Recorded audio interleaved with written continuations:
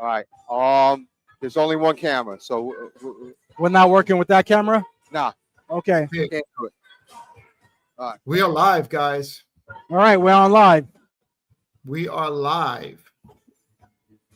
All right, so we welcome to Smoker Talk. This is your host, George Zayas, along with Dave Sieve, and again, Ernie Morales joining us tonight. We're live from, where are we, gentlemen? We're actually in Staten Island.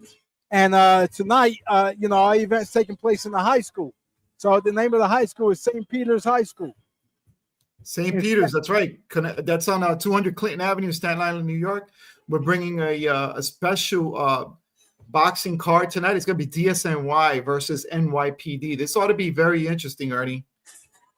Yeah, anytime you have the New York strongest against New York's finest, we hope for the best.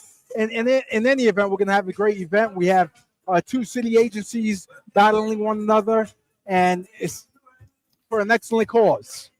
Hey, and Dave, what do you say about DSNY? They said they were going to take the trash out tonight. I don't know about that. That's some trash talking on the part of DSNY. So it's just you and me on the air right now, George. Okay. So Ernie, what do you say? Because DSNY has been talking a lot of trash, and they said they're going to take out the trash tonight with NYPD. Yeah, well, we're going to see what they have to offer, right? They have a beautiful name in New York's strongest. Let's see if they can prove it tonight. New York's finest. We just celebrated our 24th anniversary yesterday of 9/11. A lot of sacrifices on our behalf. I think NYPD is going to show up with that in mind and definitely in heart. Amen. We're gonna see. And again, like you said, Ernie, yesterday being the anniversary of 9/11, and a solemn day yesterday, and I try to avoid that day as much as possible, but I know it's a very emotional day for a lot of us that were first responders and are still first responders.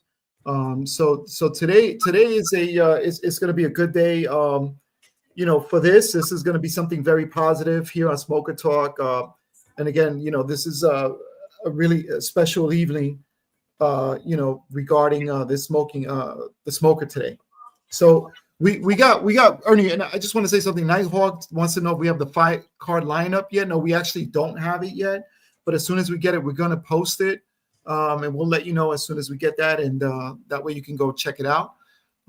It's just things are a little bit delayed today. So Ernie, what did you do for 9/11 yesterday? 9/11. All I did was run 5 miles yesterday. I stayed home. I just got back from Australia last week. Then I went out to Puerto Rico, burying my father-in-law. So it's been a slow week for me. I'm leaving to San Francisco on Sunday. Wow. Okay, a lot of traveling up in your neck of the woods. All right. So what are we waiting for? We're right now the fighters are going through their pre-medical examinations. Once they're matched up, they're approved with their medicals, we'll have a fight card. So matches are still being made. Okay, good. And the reason why we are delayed, yeah, a little bit delayed today because a lot of times, and we went live only because we want to make sure that the stream is up and that it's working and you guys can hear us. Hopefully, you guys can hear us loud and clear. Thank you so much, Nighthawk, for we can't wait either. We can't wait for the fights to commence. So this ought to be a really cool evening. I tell you, we worked out the issues with the camera. We have a nice view on the ring. We just need the participants to show up and have a great night of boxing. All right. So Ernie, just to let you know, the participants did show up, but this is an old school smoker. Like you've been with me in the smokers when I threw them in the past, right? That's right. We didn't have any pre-made matches. We just snatched them up as they showed up. Yes. And that's old school. So today, in memory of that old school, DSNY is making all kinds of matches and mixing them up as we speak right now. They're stirring it up like a big soup. Excellent. Right. It's like alphabet soup, except it's boxing. Okay. Well, I'm hoping we have some competitive matches and no garbage matches. No pun intended. Hey. Listen. One man's garbage is another man's dream. Yeah. I was hoping you were going to say treasure. I wanted to say treasure, but I got stuck. But you know what? I actually knew a cop. This is a true story, by the way, who gave up all overtime because his ex-wife was taking him over the rocks with the child support and everything, and he started just going through garbage and selling it on eBay. Just gave up all overtime for 2 years. Okay. Is that when his children hit 21? No, he had a long way to go. I'm sure she adjusted it down the line. Okay. You know, and rightfully so. You should not hide your money from your kids. If you made them, you got to pay for them. I agree, and I'm a man who has plenty of children. That's right. That's right. That's right. And we consider you. As a matter of fact, is it okay if I start calling you Dad? That's all right. Thank you. All right, so we're live on Facebook, YouTube, and Instagram tonight. This has been a long time since we've been live on Instagram. So we actually put it on for a lot of people that maybe don't have Facebook or don't have YouTube, but we're live tonight. So we appreciate Nighthawk. Thank you for the comments. If you in the chat, if you can see right there, your chat will show up. We added something new to the stream, so you'll be able to see the chat live now. We don't have to hide. We can highlight it, but it's on there. So Dave, if you can see the chat, you'll see people commenting right in there. No, I can't see it. Okay. My voice went out again. No, you're good. I can hear you. All right, Nighthawk. Who's Nighthawk? All right. Do you hear me now, Nighthawk? I don't know. Maybe I got to. No, Nighthawk hears you. Test. We all hear you, Dave. We all hear you. I don't hear me. All right. So we got for the person with the name, I think it's Ace. It says who's fighting. He wants to know who's fighting. We're waiting on the fight card. I can answer that. Go ahead, Dave. Boxers. And they might not be boxers yesterday, and they might not be boxers tomorrow, but they'll be boxers tonight. And I see Byron, the boxer.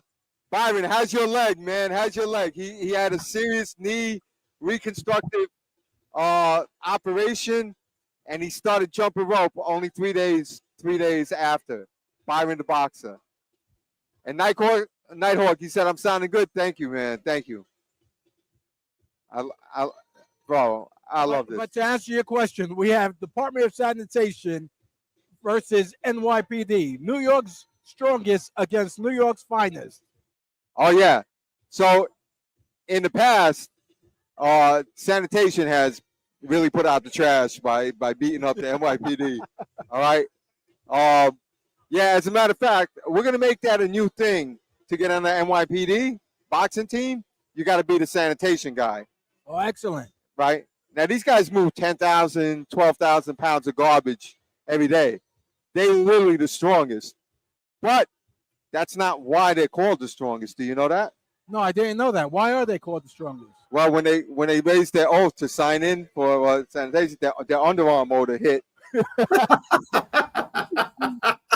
Hit the deputy commissioner, and he said, "You guys are the strongest we have in the NY, in the city, in the NYC." Yes, that makes sense. As I was driving here, through Jersey, I smelled the Bayonne smell. I figured maybe it was coming through Department of Sanitation or fish kill.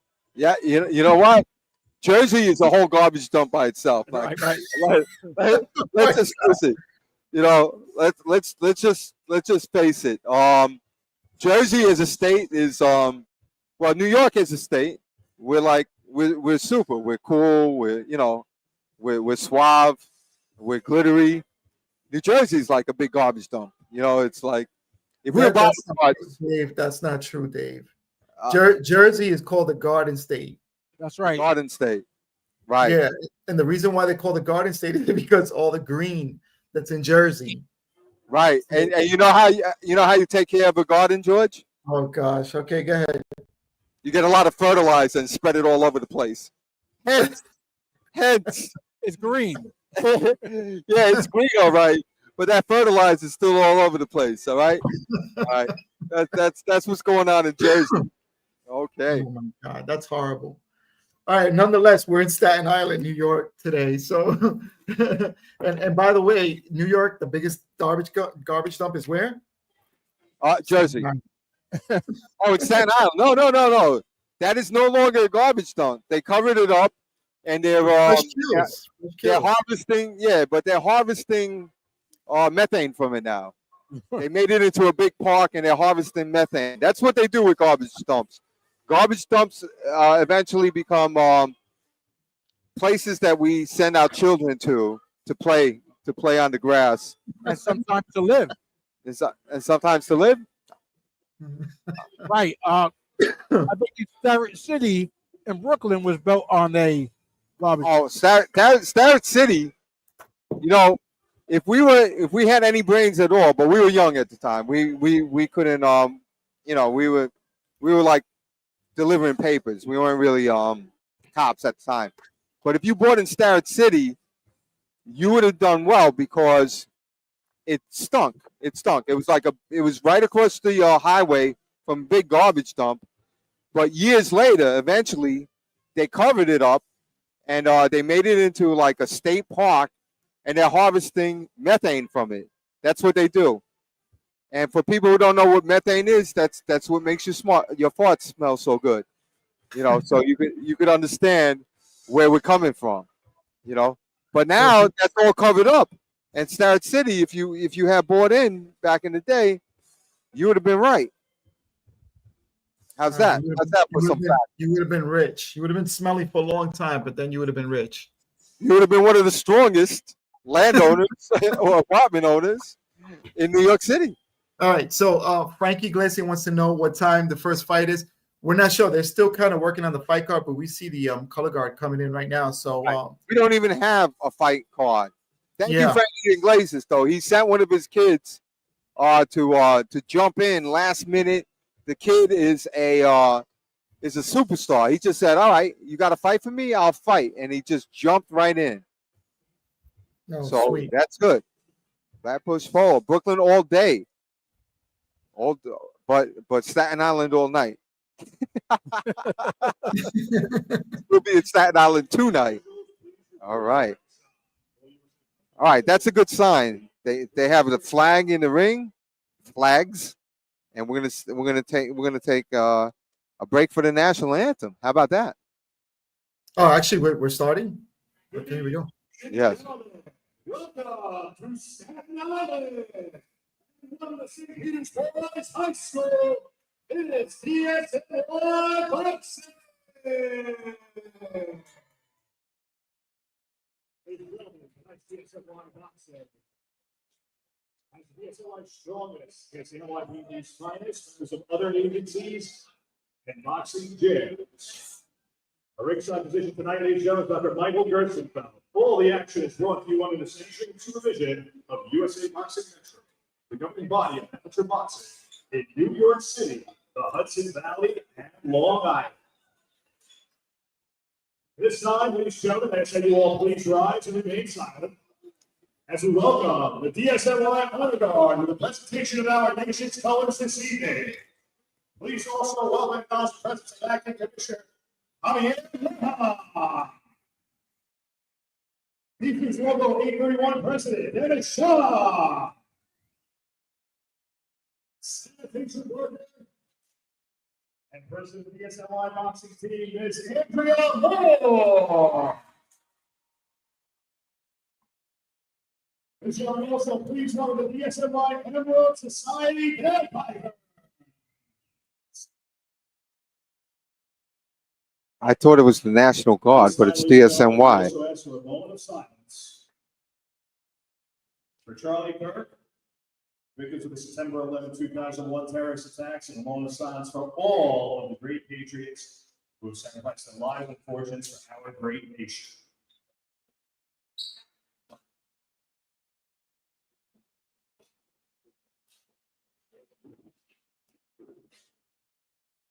Thank you, ladies and gentlemen. At this time, we welcome to the microphone for the singing of our national anthem, ladies and gentlemen, Miss Gabriella Tierney.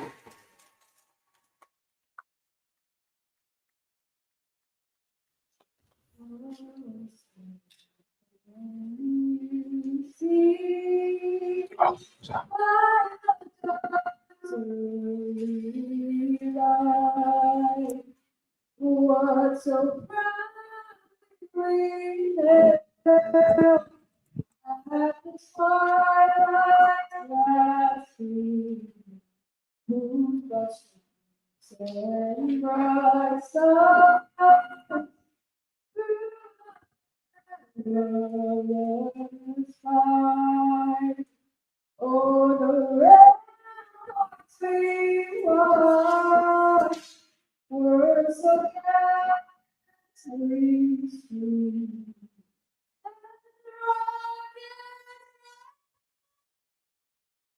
The bumpers came through the night, that our flag was still there. Oh, say does that star-spangled banner for the land and the home of the brave. All right. Very nice rendition of our national anthem. Ladies and gentlemen, Gabriella Timmy. I didn't hear no bagpipes, though. Do you hear any bagpipes? No, but they're here. I want to hear something. I want to hear some bagpiping. First of all, I thought that was the National Guard. Here we go. Here's some bagpipes.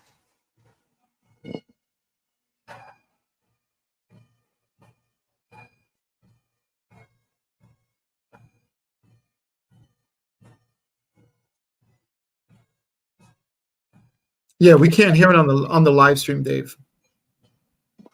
All right. I'll try to mimic it. Bum, bum, bum, bum, bum. No, okay. Meow. Well, Bum, bum, in the bum. chat's been a little active right now. People are talking about Canelo and Crawford fight for tomorrow night.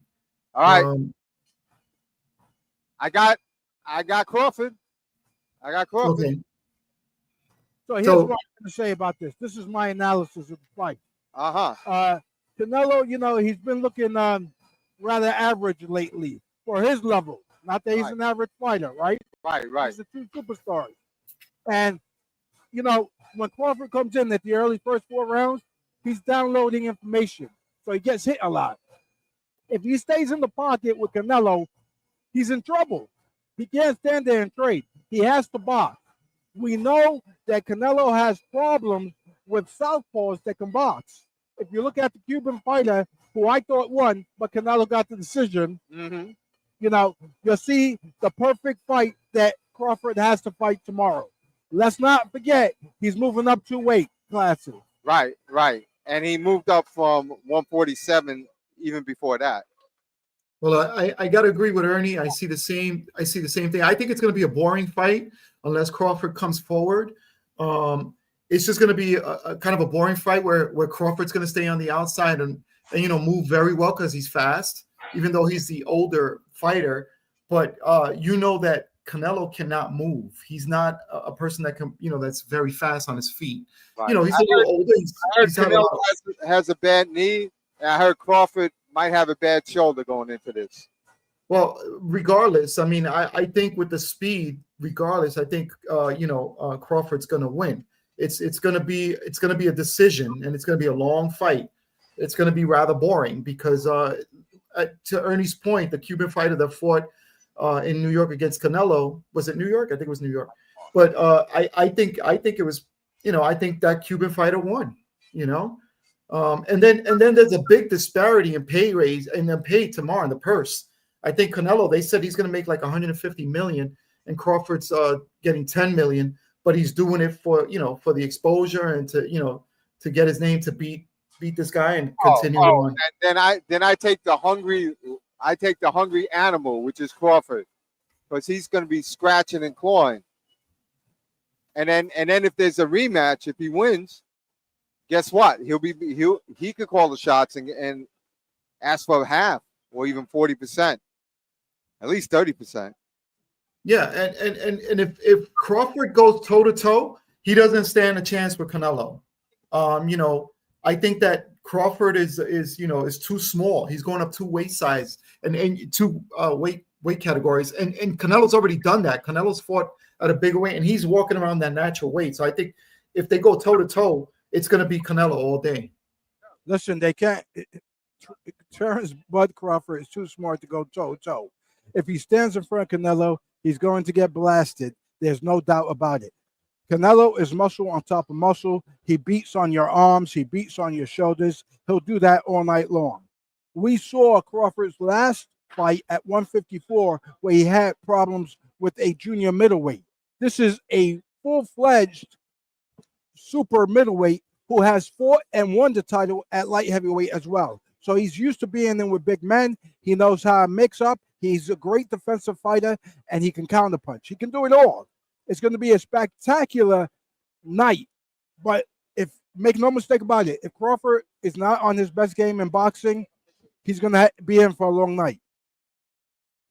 Well, I think he's gonna you're talking about Canelo that's been in wars, and I think that he's gonna have a hard time chasing, Crawford around. So it's gonna be a carbon copy of that Cuban fighter, and that's the way I see it. I mean, I think Crawford's just gonna score on points, and he's gonna win at the end of the night. 12 rounds is where I'm going with it. Hey, listen, we have some controversial judges that are judging the card. So, they play a part in this as well. We as the fans may see one fight, but what we get in the cards is another totally different package. Right. So if you think anything out there, that's just your opinion. It means nothing. Just like our opinions mean nothing. Absolutely. Dave, we're entitled to them and they should be respected.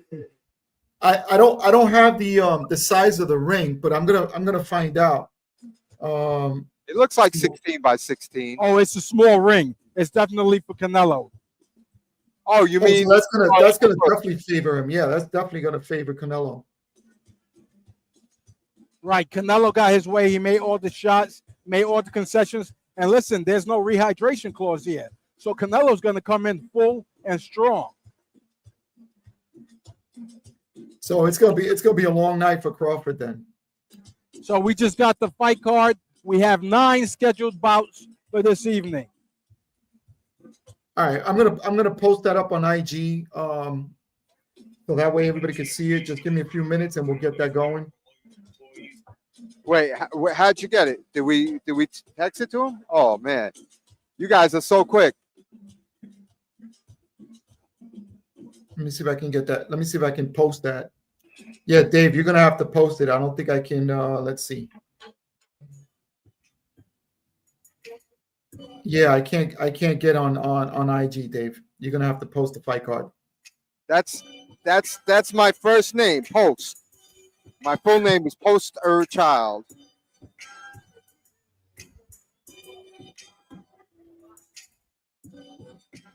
Hold up, let me take a picture.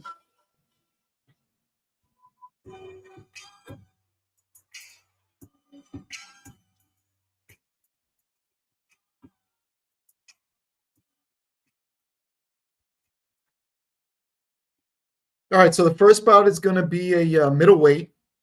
Jaylene Williams from New York City Cops and Kids versus Wisdom Alimi from New York City Cops and Kids. It's going to be 2 rounds. That's it. 2-minute round. 2-minute round. Yes, three rounds, 2 minutes a round. George, you're losing it. That Florida living is messing you up. I had to put on my glasses, Dave. Oh, okay, that's cool. That's all it is.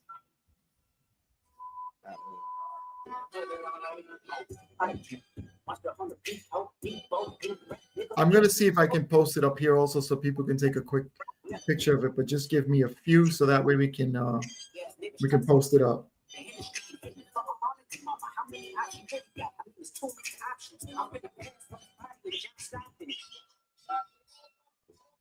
Beat your ass and I gotta watch you. How about the show niggas? Certified luxury, no one up to school. Down home now, I know he got some talent. Pull up this next door shit, put it up on him.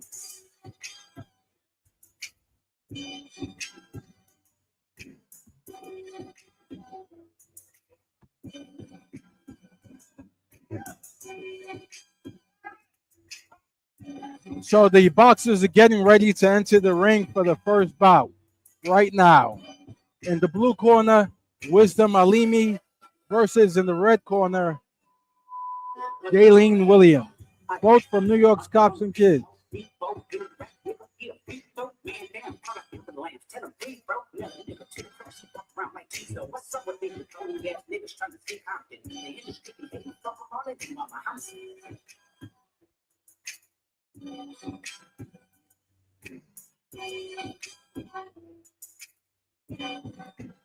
Right.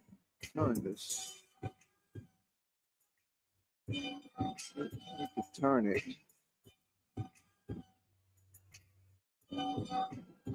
Need to rotate. All right, I'm gonna post that. There's a fight card right there on the screen. If you want to take out your phones, take a quick picture of it. Keep it up for a couple of seconds. We're having some issues at the ring with one of the headgears. USA Boxing official is checking out Wisdom's headgear. He's protesting the Adidas headgear that Wisdom wanted to wear. He's making sure it's a certified official headgear. Okay, so there's the fight card. If you want to take out your phones, whoever's watching, you want to take a quick screenshot. You can go ahead and do that right now. As you see, the first few fights are New York City Cops and Kids, and then by the fourth fight we got DSNY, and again this all changed at the last minute.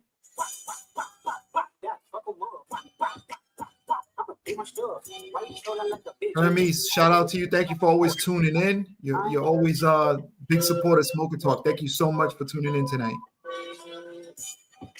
They not like us. They not like us. They not like us. All right, if you need the fight card, just let me know. We'll post it back up on the screen for you. You're welcome, Nighthawk. You're welcome. The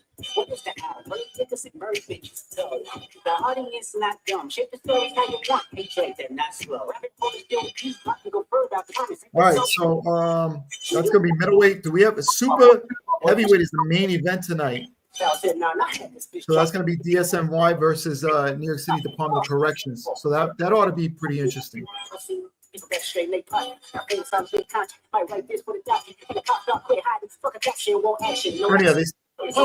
All right. Okay, here we go. All right. I posted it. Thank you, Dave. Thank you. Here we go. Jalen Williams in the red corner is climbing up and stepping right into the ring.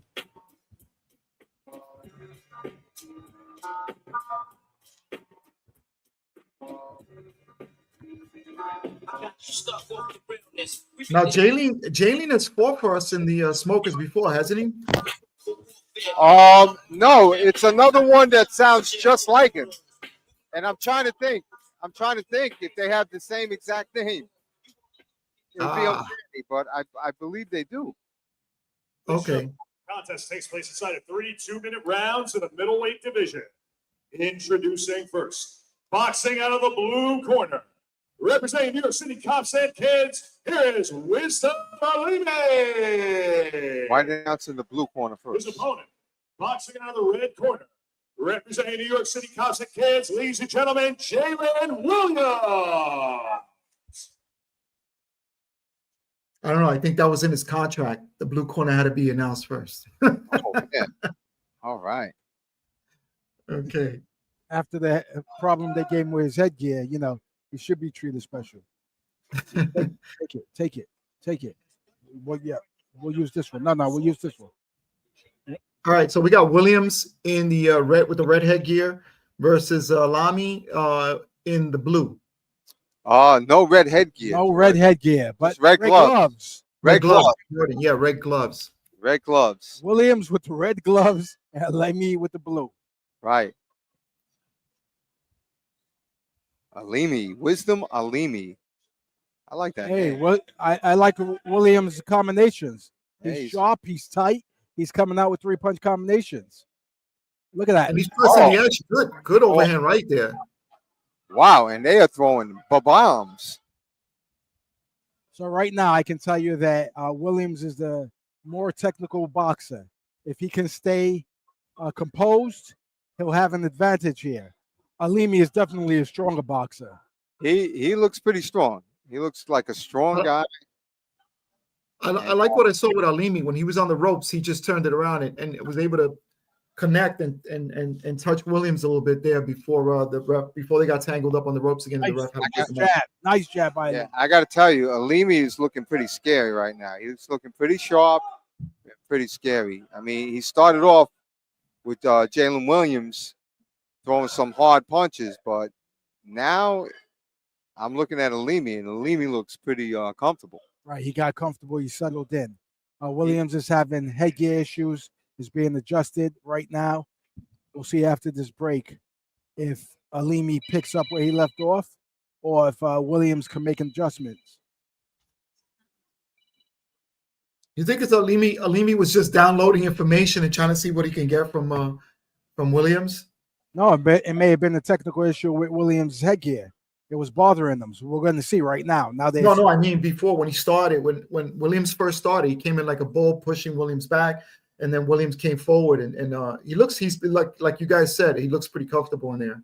Yeah, I'm not sure if he downloaded information in that quick of a time, but good left hook there. I think he's just deciding how he wants to attack. You know, Alimi has a great jab. Yeah. Oh my God. Good nice one, too. He has Good a great jab. He can make this night much easier if he just boxes behind that jab. Yeah, he really doesn't need to do much else because his jab is a hard jab, and it seems to be dominating the fight. And he's a long fighter. He's tall. He's slim. Yeah. You know, while he's strong, he just needs to fight behind that jab. Now here's something I'd like to talk about for a quick second. So Jalen is coming in, which is good, you know, and he threw a few punches, but he threw some body punches. I pretty much tell my amateur, especially my novice guys, 10 fights or less, we're not really hitting to the body like that. Unless you're killing somebody to the body, don't even throw a body punch in the amateurs like this. No, I tend to agree with you. Unless you're an open fighter and you know exactly what you're targeting, you're right. Body punches are pretty much useless at this game, right? At this level, at this stage of boxing, at the beginning level of boxing, you know. And we can see in the corner Gary Starks, who's a retired correction officer, been with cops and kids for like about 30 years, yelling at his kids and encourage him by yelling at them. 10-second warning.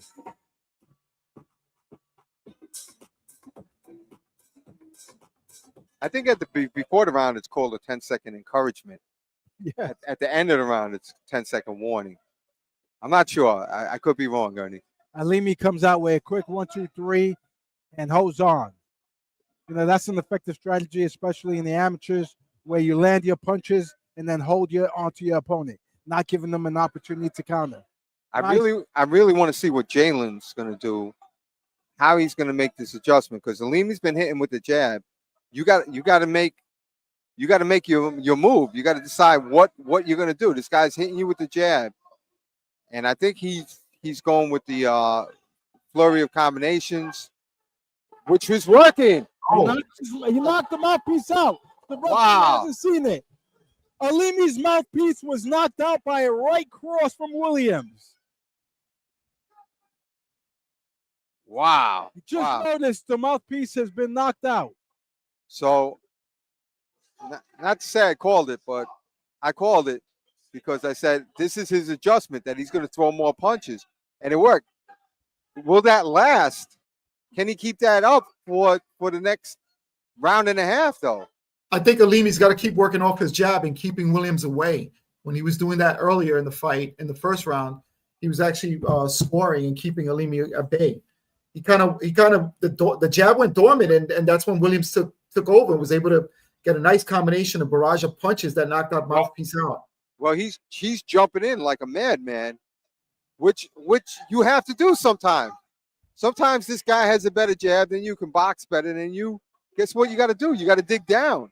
But to your earlier point, Dave, you said, at this stage of boxing, you don't want to go to the body. You just want to make it kind of an ugly fight that Williams is doing right now, moving forward and just throwing as many punches as he could. And he had a good few seconds there in the opening round of this second round. But I think that dominated the round. And here he comes again with his charge. Alimi seems to be intimidated by his charge and Williams' aggression. If he just sits back, throws that 1-2, it's definitely effective. He's a strong fighter. He just has to believe in this strength. And if my uncle was a woman, she'd be your aunt. She'd be my aunt. Yeah, that's how it goes. Yeah, no, definitely. But Ernie's point is, George's point is, and my point is that Alimi's got a great jab. He's got a great jab. He's got to use it and use nothing else. But more importantly, he has a powerful right hand. We've seen that too. Yes. If you're landing your jab, does that set up your right hand? Absolutely. And if that's all you got to go with and it's working, then you have to use it. But when Williams gets under his 1-2, he starts landing punches and it frazzles Alimi. I'm gonna call Williams the cavalry because he charges. All right, so I got it 1-1. Round one though, going either way, but round two. And there goes the mouthpiece again. Those are effective left-right punches by Williams. Wow. Tell you what, Williams has got some pop. He's got some crack. Yes, he does, and his bothering Alimi is quite evident. Right, and he let his mouthpiece go out. That's a little bit of a surprise, But these are new guys. Look at Alimi. Alimi's holding on now, and Williams is really putting on the pressure. Williams knows he has him, and he's just putting it on him. Yeah. Oh my goodness. Alimi wants to fight anymore. Wow. Comes an 8 count. It's over. Definitely an 8 count. He's up on the ring apron. It's over. It's over. He doesn't want no more. That's it. The fight's being stopped. Right. Yeah. Good stoppage by his corner. All right. And Alimi was jumping around. If he jumped around a little bit more like that in the fight, he would have been able to dodge a few jabs. You know what I'm saying? Sometimes you got to just jump around. Yes, absolutely. Is there a song like that? That was a great. Yes, there is a song. That was a great stoppage by the corner. Right. Williams trainer Gary Starks. He realized his fighter was no longer in the bout, and he stopped it. Yeah, which is a good thing to do. Absolutely. And he absolutely won round one. So I want to see more of both of them. I want to see more of both of them. See, now, if you look at Alimi in the corner bending down like that, he's not a good poker player. He's going to have to learn this in boxing.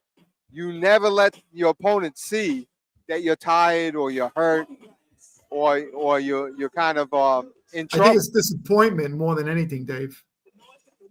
You never let the other fighter see that you're disappointed, nor the crowd.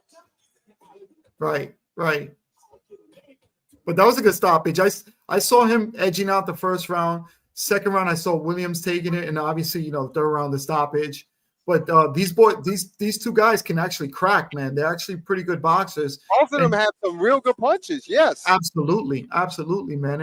And I'll tell you, I don't take anything away from Alimi because I think with some working out with maybe some more coaching and some more practice, he's going to be a real good fighter to contend with.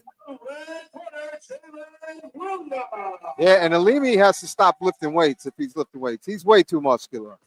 He's too muscular. He's got to be a boxer, not a muscle man. Well, Nighthawk brings up a pretty interesting point in the chat because he said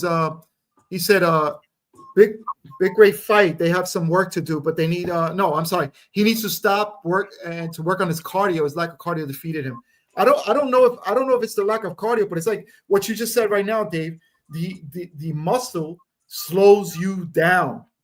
It takes up a lot of energy, and a lot of oxygen, and you just gas out really quick. Absolutely. You know, Alimi's sitting down waiting for his post-examination, and he's still breathing heavy. So I just believe he wasn't in shape for this bout. As we continue with our next contest. All right, we're gonna show the fight card again. So that one's over around the first bout. Bout number 2, it's gonna be cruiserweight.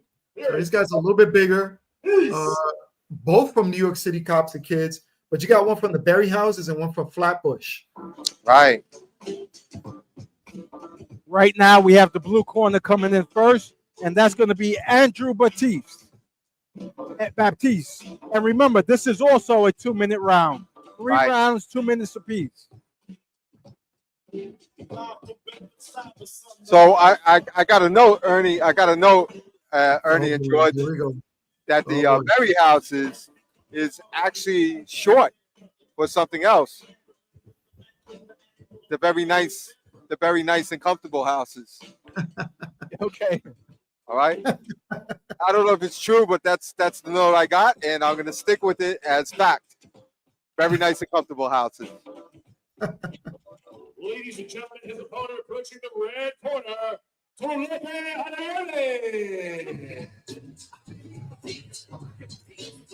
Tulope Adeyemi entering the ring right now from the red corner. And Tulope is real tall. He's tall, he's slim. Let's see if he can use that height to his advantage. Tulope. That's a cool name. No, Tolulope. First, boxing out of the blue corner, representing New York City Cops and Kids, Andrew Baptiste.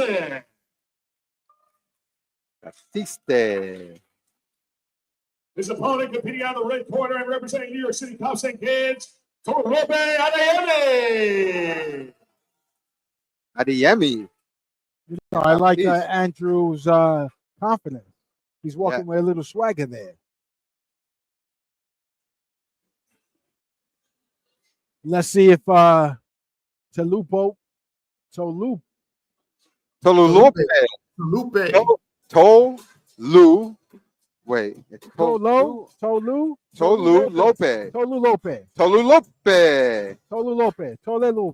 All right, so big disparity in height here and reach between both these guys. So the advantage actually goes to Tulope. That's a tough. He's like 6. What is it? 6'6"? I mean, this guy's tall, man. He's got to be at least 6'5". There's no question. So how's Andrew Baptiste? Baptiste looks like he's 6 feet tall. How's he going to handle this with this, height disparity? What do you recommend there, Dave and Ernie? Well, let's see what happens. He's going to have to handle the jab, and Baptiste is coming out as a lefty right now, which I'm not even sure I know he's a lefty. And Baptiste is handling it fine so far. Tulope is he threw a nice right hand. Oh, so Tulope definitely fights tall. I like what I see. Wow. Right. He threw a good jab. Boxes behind the jab. He leaves it out there, extending it, setting up his right hand. Right. So he fights tall. He has a fake left jab and a real left jab. Oh, beautiful combinations by Tulope. Right. And Baptiste is going to have to decide where he's going to fight. Tulope is fighting exactly where he wants to fight. Right, and he's staying within his range. Tulope reminds me a little bit of Sebastian Fundora. That tall, lanky, big guy, I heard he's called Sebastian of the Berry Houses because he's Berry Sebastian. Yes. Let's name him right now. Berry Sebastian. Tulope. Nice right hand. Yeah. He's clearly aggressively outboxing Baptiste this first round. Right. He's got his right range, and Baptiste got in, but really couldn't capitalize on getting close to him. And just like you said before, George, sometimes you got to make it an ugly fight. Yeah, I agree. This guy, I mean, you could tell he's got a long range. He's in the center of the ring, and he's punching Baptiste, and Baptiste is next to the ropes. You know, that's Yeah, how that's his reach. Look at that. Yeah, Yeah. that's not good. Baptiste is All right. going to have to make some adjustments in the second round. You see, he switched to righty, Right. but Yeah. he's not really still finding his reach. He was trying Wow. to counterpunch Tolalupe this round. And he can't do that. As you stated, he's a shorter man. He's going to have Right. to get in there and just crack Tolalupe. Yeah. So this is something that I coach the kids on, and I've had pretty much a lot of success with it, with when you're fighting somebody taller. And the thing is not to get close to the taller boxer, but to get close enough. And the way you do that is by not backing up out of range of the punches. So if you take a step back, the guy throws a jab, you have zero chance of hitting him. So you either got to block or slip and then throw a punch. But you don't have to necessarily walk in. As soon as the guy starts throwing punches, he's going to be in range. No, I definitely agree with that assessment. What I would like to add to that is angles, right? You can't stand in front of your opponent. You have to be able to pivot to the side, left and right. That's true. Angles make a fighter. Round All right, so two. let's see what the adjustments are made here by Baptiste, Okay, let's see. if any.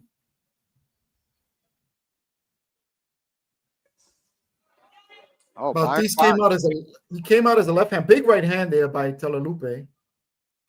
Again, another right. He connects with the left. right. And Tolalupe is having his way in this match so far. He's composed, he's calm, and he's within his range.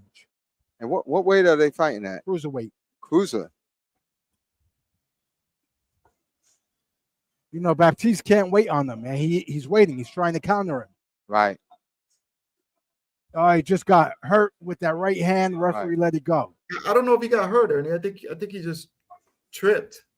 Well, I tell you what, Baptiste, I noticed he's training for the tournament. The Metros is coming up, and he took this fight on 1 day's notice, so he's just jumping in.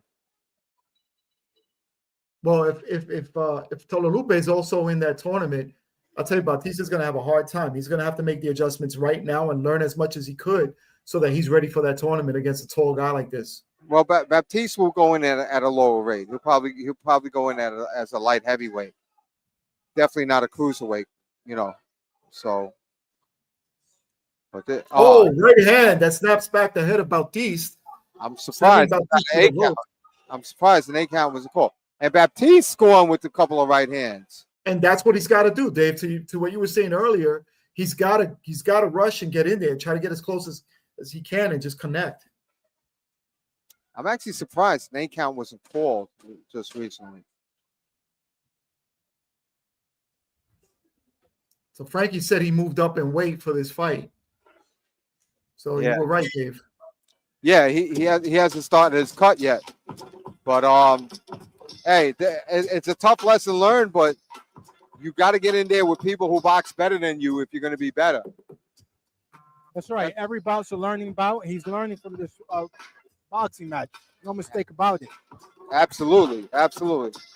And to Ernie's credit, when he was 3 years old, he used to pick fights in the sandbox with the 6 and 7-year-old guys. And after 2.5 years of beatings, Ernie bested them all and was king of the sandbox. I was king of the sandbox. King of the sandbox.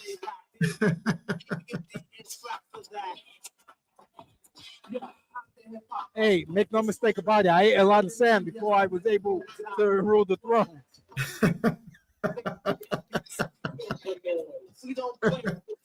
Oh my gosh. Ernie Morales, New York City legend. Third and final round. So I got Tolalupe up 2-0. Yeah, I do too. Same here. Not that Baptiste isn't fighting well, but he's just in a little bit of a quandary, you know, trying to get through this height disparity syndrome, which he's facing. Height and weight disparity, because he's fighting a weight division up. Right. Right. Okay. So Nighthawk says, some people have problems fighting with taller fighters, and that's real true. But the only way you're going to get better at it is by fighting taller fighters. When I had to fight taller fighters, I liked focusing on their midsection. I wasn't focusing on the head. It was too high to reach. I just wanted to stay in the pocket and bang on that body. You didn't learn the jump punch like I did, and I practiced it. The Superman punch? Well, the Superman punch wasn't invented yet. It was way before MMA. I just jumped straight up and spun. Yeah, like Super Mario Brothers. Yeah. Yes. Which also wasn't invented yet. Tolo Lupe is a accomplished boxer. Yeah, he really is. And I got to give all credit to Baptiste for staying in there. Amen. A tough fight, showing his intestinal fortitude and hanging in there.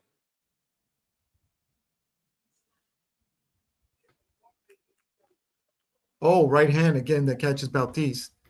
Yeah.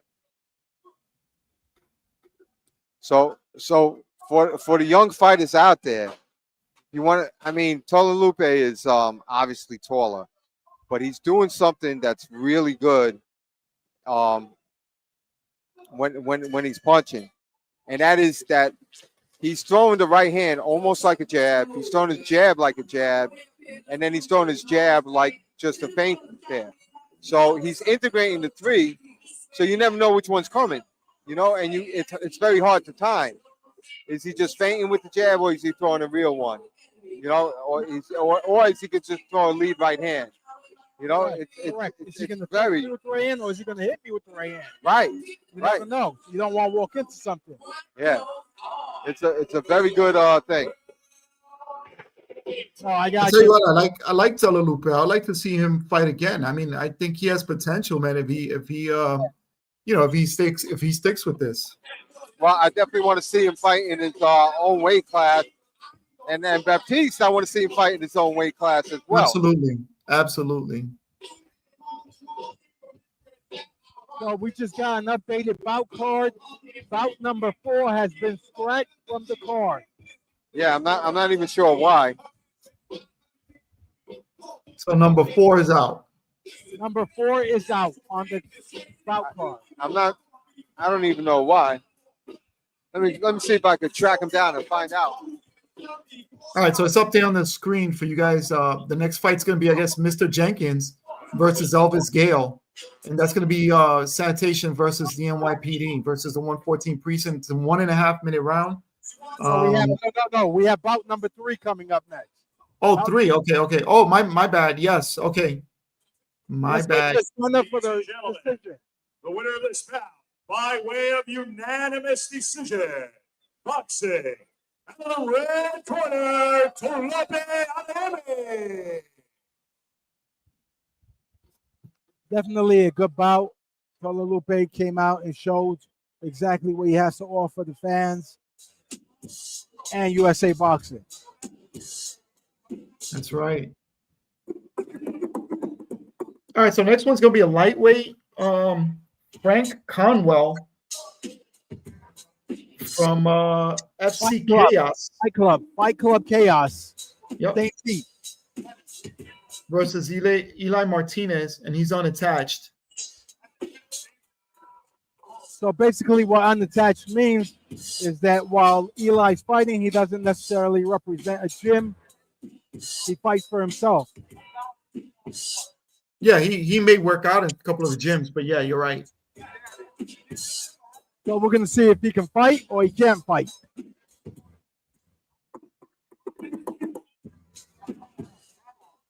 Lightweight. So these two fighters should be pretty much faster than the last several.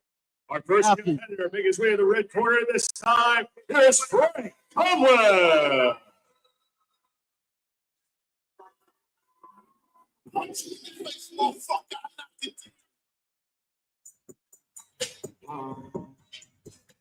Frank Conwell, red corner, entering the ring.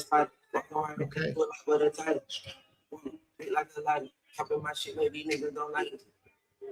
Eli disciples on top of you. If you can see all the All right.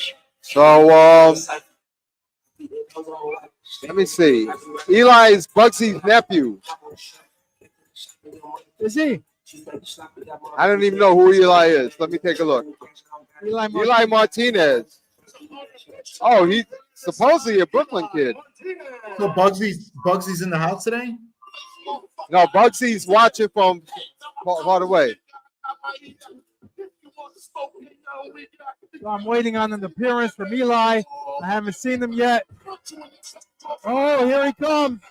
He has an entourage. Oh, he's looking intimidating.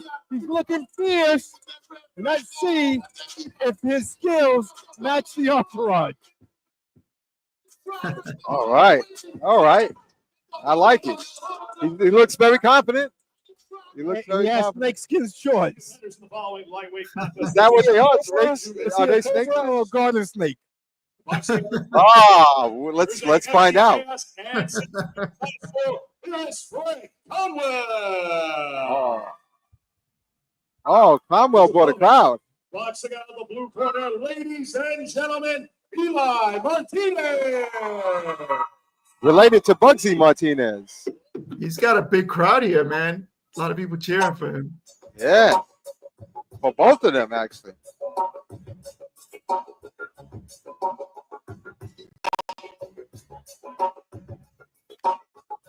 So Martinez in the snakeskin and Conwell in the black and white. Well, they're both black and white, but the red gloves. And just to make it more confusing, Eli's wearing a red headgear. All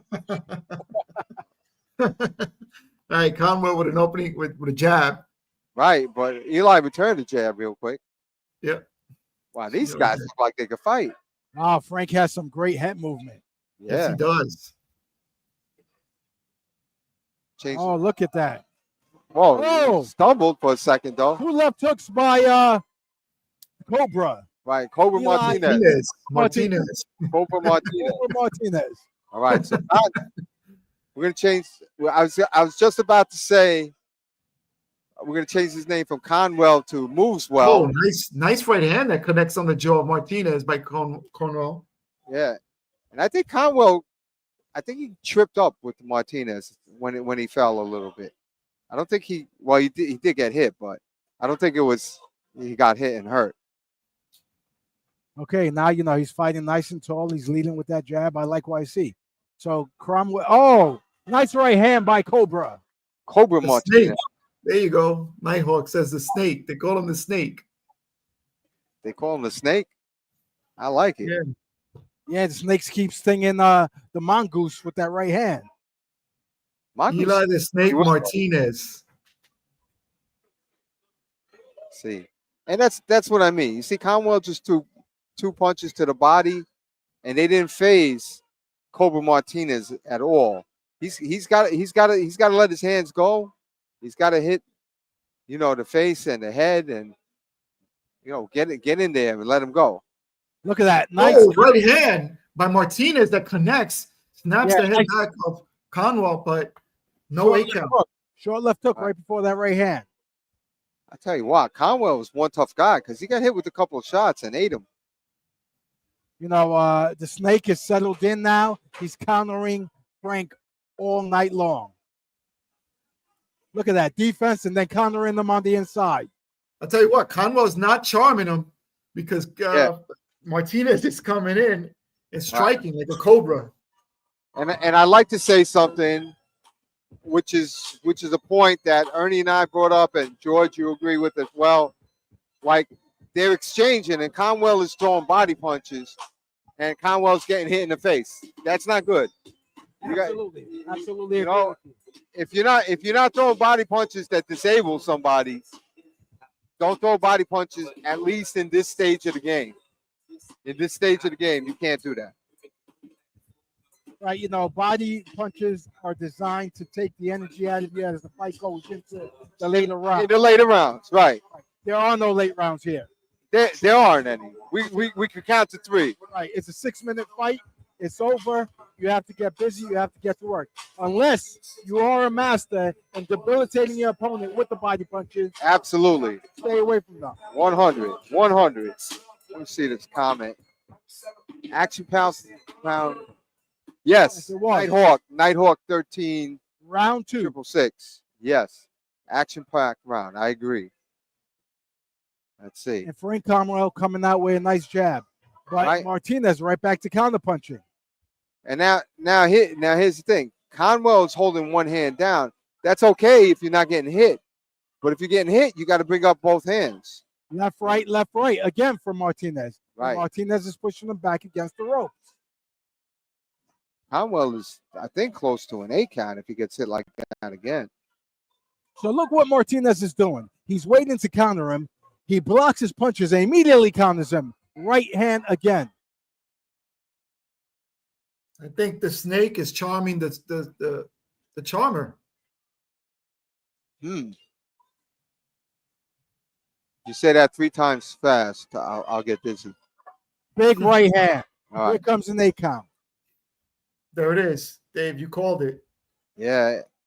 What it is so this is very demoralizing, but it's something that every boxer has to go. You're throwing punches, you're not getting through, and you're getting hit yourself. That's very demoralizing. And that's you got to do it, and you cannot. I don't care. Yeah, he's got to throw to the head. He's got to throw to the head, and he's got to put some mustard in those shots. And more importantly, like you said, Dave, he's got to keep his hands up because he's going to keep getting tagged by Martinez. Yeah, his hands are down, and Martinez is pot shotting. You know, that's not good. And Martinez is very composed, calm. He's just, he's picking his shots. Very sharp. Yeah. Left, right, left. And the left wobbled. The last left wobbled. Conway. All right, so this is another observation, and I know if they're from FC Chaos, they move well. They move well. I don't know how well they punch, and I don't know what other techniques they have, but they do move well. But now, if you're moving well, but you're still getting tagged, that could be a problem, and I think that's a problem.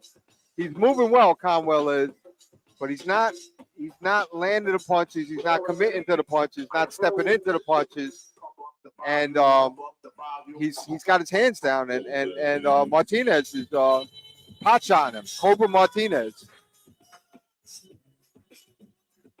Third and final round. I think Frank's going to have to be a little more aggressive here if he wants to change the outcome of the bout. Yeah. Bottom line, it's his fight. You gotta land punches. It just gets hit with a right hand coming out. Right. Left hook. And he's trying to come back. There you go. There's a 1-2. And now he's gonna follow it. Right. But those punches did not get in. But it was a good try by Conwell. He's got the right idea. He's got the good right hand. So you see what worked for Conwell is after he threw those punches, he stepped over to his right and he took the angle away from Martinez. He's getting countered because after he throws his punches, he stands right in front of Martinez. Right. You cannot, exactly, right there. He threw some punches. You got to move to the side. You can't stay in front of somebody. And that's his issue. Frank is standing in front of the snake. Right. And he's paying for like it. right there. He did fine, but he should have took one step to the side. I heard Ron McCall. I heard Ron McCall say this before. Punch and then move to the side. Right. Right. And I live by that. All right. This is the second 8 count. One more and it's over, right, Dave? No. Four about. Four in the fight, 3 in the round. Yes. Amateur rules.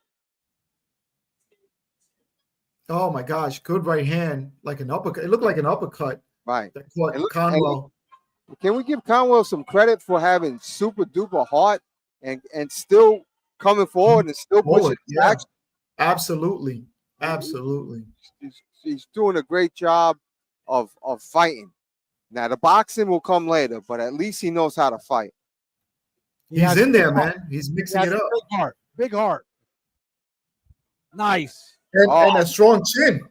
Yeah, absolutely. And Conwell did a nice move where he slipped a punch and then came back. But I mean, you know, it's a little too late, but it's all right. Great effort. Great bout by both athletes here. Obviously, Eli Martinez was the more skilled fighter. Skills. Yeah. But hey, I'm not taking anything away from Frank Conwell. Frank is a tough guy, man. And with some practice, I tell you, watch out. That guy is going to be very, very dangerous in the future. yeah, Frank definitely showed a great heart tonight.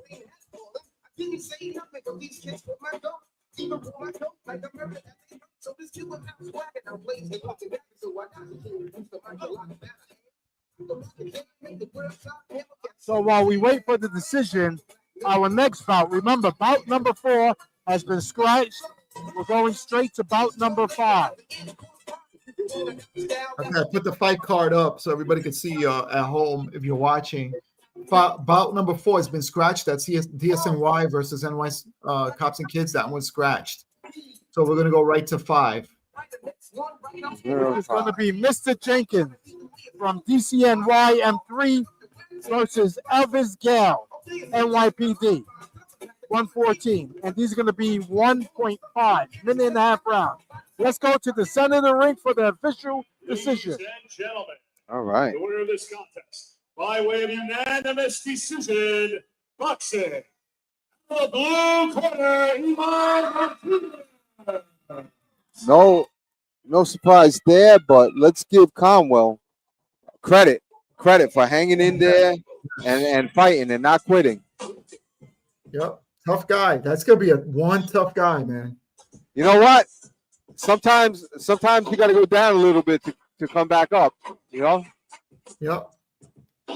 You know, you learn. He's a bit discouraged, but he's absolutely going to learn from this bout. Fighting a slick boxer like this right now, early in his career, is going to help him later on down the road. Absolutely, 100%. That was a good match. That was a good match. And kudos to Cobra Martinez for really boxing well.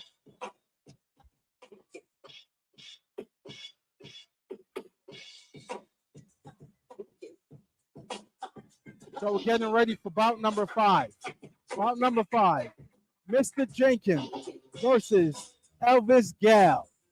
Is his first name Mr.? Is his first name actually Mr.? Anything's possible. At least that's what he's saying. That's his name tonight, Dave. Say that again. Say that again, George. That's what he's calling himself tonight, Mister. Mister. All right. Mister. Okay.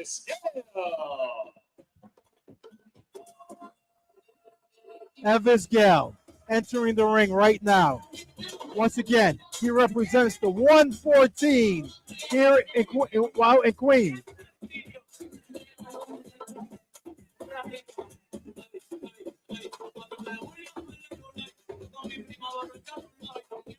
This is in the heavyweight division. Oh, yes, it is. That's what it says here. Elvis Gale is fighting heavyweight? Oh, my They don't God. look heavyweight.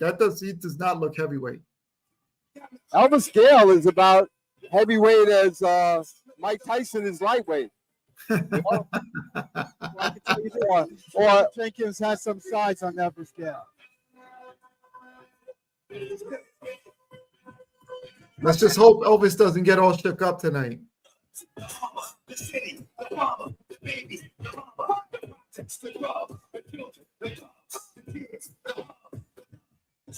Competitors in this heavyweight contest taking place inside 3 90-second rounds.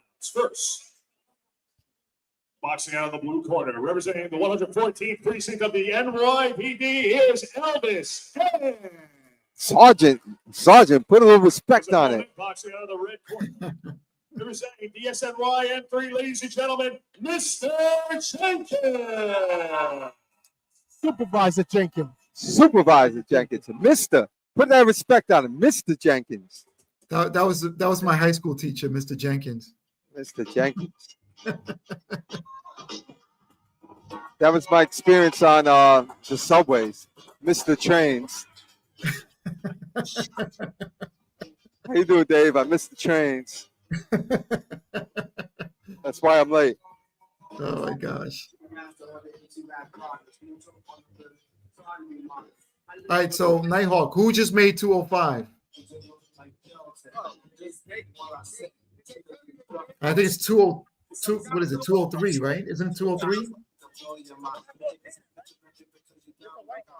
Here we go. Round one.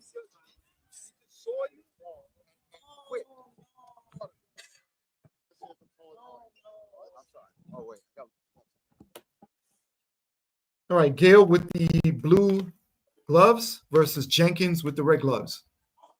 Nice right hand there by Gale. He started with 3 jabs. There goes another jab. So Gale's fighting behind an effective jab so far.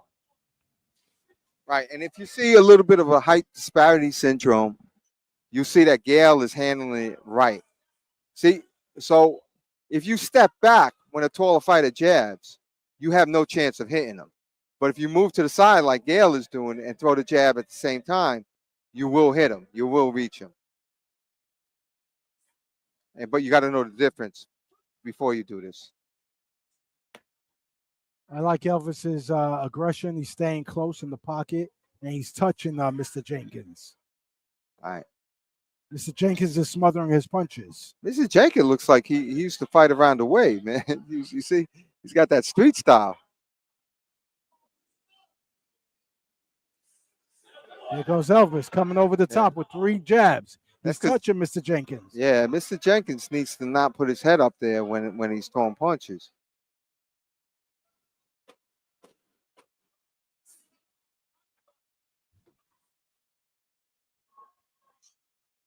Yeah, Mr. Jenkins is just walking straight in. Yeah, but he had a successful flurry at the end of the round. You know, hey, listen, I think, in my opinion, Elvis outclassed him in that first round. Let's see if Elvis can set him up and land some meaningful punches, because Mr. Jenkins is just walking straight in. What are you seeing, Jorge? I'm seeing the same thing. I like what Gale's doing. I mean, he's fighting a taller opponent. And as we were saying earlier in one of the earlier fights, you know, he's getting close, just close enough, and he's able to connect and get Jenkins. Yeah. And what Dave said, I don't like what I see in Jenkins keeping his head up like that. He's going to be susceptible to getting caught. Well, let's give him credit, because DSNY they're putting together a team. They got a new team, and they got some new boxes. Mr. Jenkins, you know, is pretty new, and Elvis is a little bit seasoned. Yeah, just like you said, Dave. He's moving back, moving to the side, and able to get close enough, like you said earlier. There he connects with a left hook. Jenkins get a little dirty now. Yeah, he's manhandling Elvis. Well, you know what? You got to make it an ugly fight if you're not winning a boxing match. So, and that's your point, George. Yeah, those punches don't hurt though. And then I know, but it makes you feel good that you're at least connecting. If you're not connecting during the regular fight, right? You know? Well, Jenkins just connected with the big right hand just there. He's manhandling Elvis Gale this round. He's using his strength. But Elvis is keeping cool. Elvis just going back, breaking, and then trying to go back to his stance. Yeah, but he's not landing punches now. Elvis. He did right there, just as you said that. Good. Yes, there he did. So he found the uppercut hook as a combo, and he threw it twice. Once with a little bit of a result, once with a little bit more. You know, I would like Elvis to punch down to the stomach and come up with overhand right. Well, I'll tell you what, Jenkins just scored with a good right hand. Right hand. And another one on the break. Yeah, Elvis can't stand in front of him. Jenkins is too strong for that. Yeah. All right, I think it's 1-1. I agree. I agree. Yeah, I have Absolutely. 1-1. Jenkins had a better second round, absolutely. So got it 1-1 myself. He made it ugly. He made it ugly. And he's going to have to keep up that pace and make it ugly in the third round if he wants to walk away with the victory. Right. What Elvis is going to have to do here is he's going to have to go back to that first round mentality. He's going to have to jab and move around laterally. He can't stand in front of Mr. Jenkins. Well, he can't stand there and let the guy grab him. Right. You know, he can't let him rush him. He's got to move his feet a little bit and throw his jab a little bit more. Yes. And Mr. Jenkins, you keep doing what you were doing in round 2, and you have a decision on your hand. Let's see who's going to make the adjustment. We appreciate Lex Diamonds for chiming in. He said he got Mr. for round 2. Yeah, I agree. Yes, it's 3 rounds. These guys are not pro. It's a 3-round fight. So 1-1. Let's see who wins this fight. Who wants it more?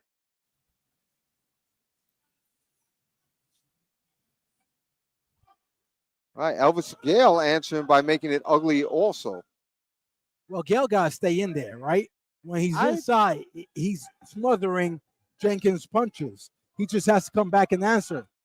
Gale's got to be on the outside of the box. Gale's a better boxer, I think. I agree.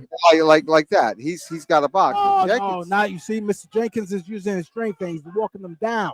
So in this last round, he has to stay close and touch him. That's what's going to work. I think Jenkins is a real heavyweight and Elvis Gale is not. Absolutely. Absolutely. I appreciate the fact that Elvis Gale stepped up to take this bout so we can have a show. But he has to fight smart. I got another note, Ernie and George. Apparently, Elvis Gale has eaten 4 extra dinners a night to make weight tonight. Okay. 4 extra dinners a night for 4 nights in a row. That's 16 extra dinners. And I'm proud of him. But I'll tell you what, he is not doing the right thing here. You know, Jenkins is. That lead hook that Gale is throwing is okay. But so's the right. Wow, this is a real toss-up. Nah, I think Jenkins is finishing strong. Yeah, I think Jenkins has got this. Good right hand there at the end of the round. Wow. I think Mr. Jenkins. I think Mr. Jenkins got this, man. I think he won. He pulled this off. All right. I see it the same way. I'm going to have to give the edge to Mr. Jenkins. He just muscled Elvis around. I'm going to go with Elvis because those 16 extra dinners he had to make the weight, you know, way into my factor and weighed into his weigh-in.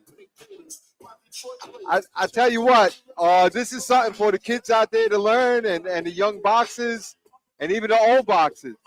If this guy and Elvis was boxing pretty in round 1. Yeah, round 1 he was fighting different. And Jenkins in round 2 made it ugly. Got round 2 and then round 3 he was muscling Elvis around. I got somebody from DSNY. Ring talk, right? Hold up. I'm gonna let you jump in. Hold up. No. Are we having an intermission? Not yet. We gotta. Right. This is an intermission coming up. Oh, after the thing. Yeah, Mr. Jenkins is a good name for like a gym teacher. Oh, he showed his athleticism tonight. He made quick adjustments in round 2 and 3. Yes, he did. Yes, he did. All right, here we go for the official announcement. Let's go to the center of the ring. Gentlemen, the winner of this bout, by way of split decision, boxing out of the blue corner. Oh. All right. Okay. All right. And once again, I'm right, and both of you are wrong. Wow. And I gave it to Elvis because of the ring generalship, and he was just a better boxer tonight, even though he got roughed up and pushed around. No, you have valid points, and this fight could have definitely went either way. It all depends on what you like. But I would have had no problem with it going the other way. Right. I would have had no problem. George, can you put up the intermission sign, George? Done, brother. Done. Thank you. When- Thank you. Do you know when we're coming back? As soon as the next fight starts. Nice. Thanks, Dave. I appreciate that, Dave. You got it. I'm only trying to let the fans know what time to come back. Yeah. Let's do say 15 minutes. Now they know. Now they know. All right, we should be off. All right, so we're gonna mute everything. We'll be back when the next bout starts. It's about 15 minutes. Gentlemen, while we are in intermission, we would like to thank some strong supporters of tonight's event.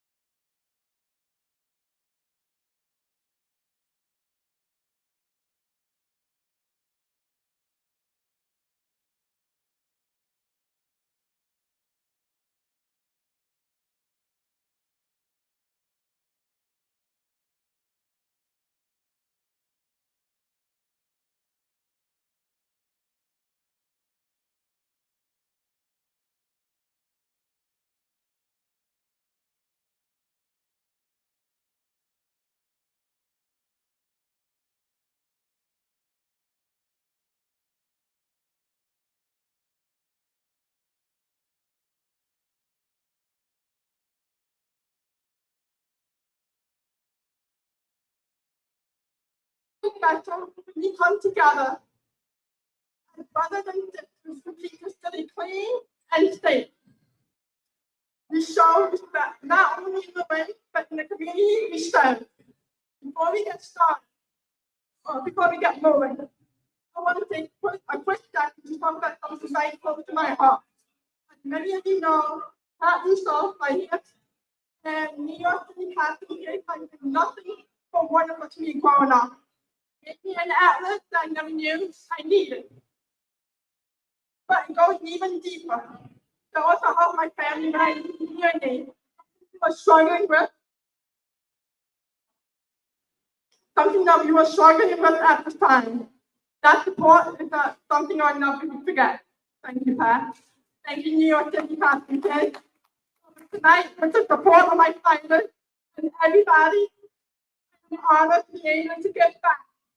So, because New York City Catholic Kids is a program that truly gets back to the kids. I'm proud to be a part of that. So, the donation check, we're giving you $5,000. Thank you, everybody, for your help. All right. Let's go, DSNY. Thank you. Ladies and gentlemen, President of DSNY Boxing, Miss Andrea Moore.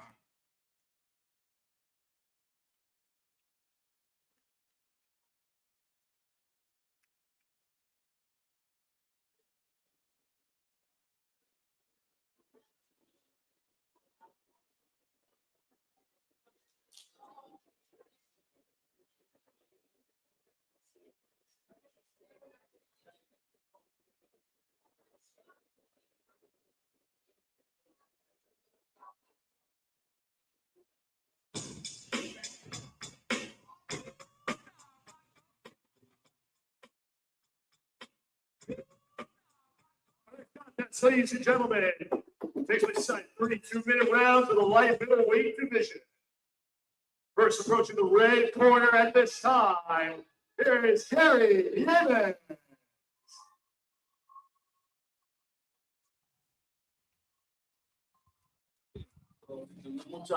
And just like that, we're back. So bout number 6 is on the way in the ring. We're gonna have Gary Neves from Fight Club Chaos versus Austin Walsh from JFK Customs. These are 2-minute rounds in light middleweight. All right. I'm here. Nothing.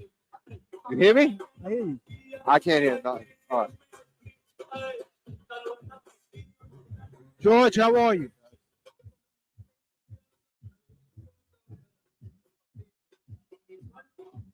George, George, you're on.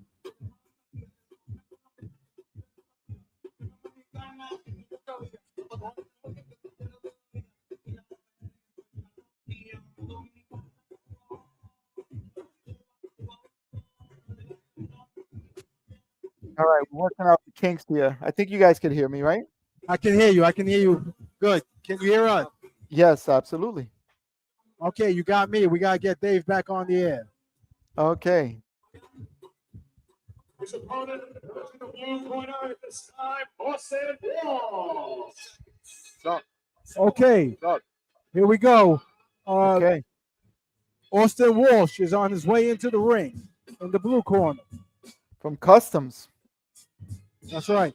Once again, we have Gary Neves from Fight Club Chaos, light middleweight, versus Austin Walsh, JFK Customs. Who are they?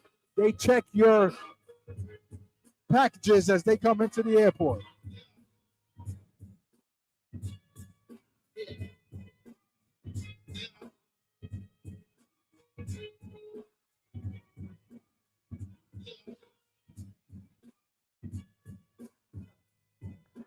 All right. Ernie, is Dave there? Well, Dave is here. Yeah, we can't hear him. No, we can't hear him, but he is here. Did he mute his mic? He may have muted himself. Okay, well. I don't know what he did. All right, so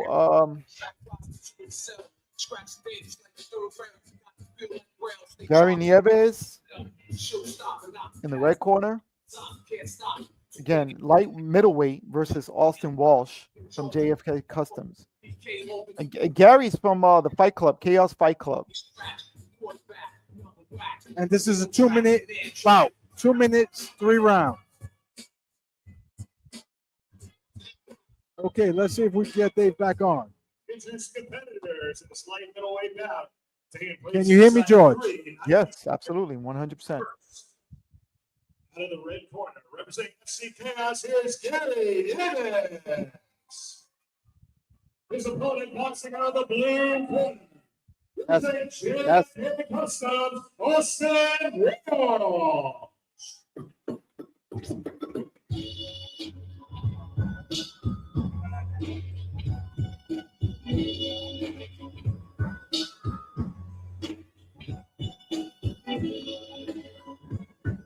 Last minute instructions before we get ready for round number 1.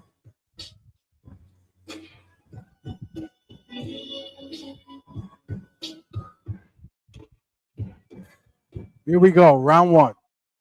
all right. Customs with the red. All right. Walsh out.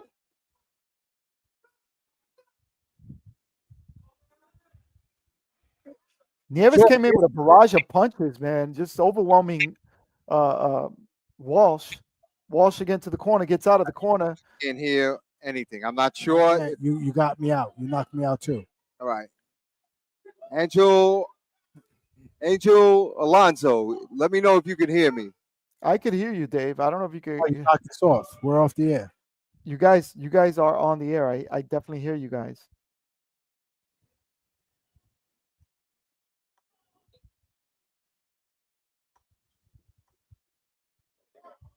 Okay, George saying he hears us. So let's just keep broadcasting. Okay. All right. We don't hear George. So, George, if we talk over you, our apologies. So, hey, we got a rock'em sock'em match here. Both of these athletes are going back and forth on each other. Gary Neves versus Walsh. Walsh has been the aggressor here, but Gary's holding his own. And how do you tell these two apart, Ernie? The color of their gloves. Walsh has blue. Gary has red. And I think Gary has more tattoos, right? Oh, Gary definitely has tattoos. But Walsh definitely wore Gary Neves down this first round.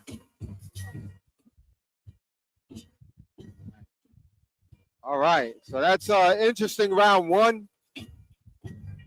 So Nighthawk said he can hear all 3 of us 5 by 5. Well, that makes one of us out of 3. Ernie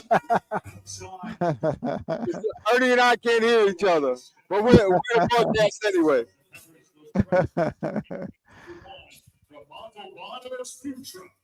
So, Walsh had an effective first round, but I'm looking at him in his corner. He's standing, he's breathing heavy. I don't know if he can have an aggressive second round and success the way he was in the first round. Let's see if Gary Neves is able to make any adjustment.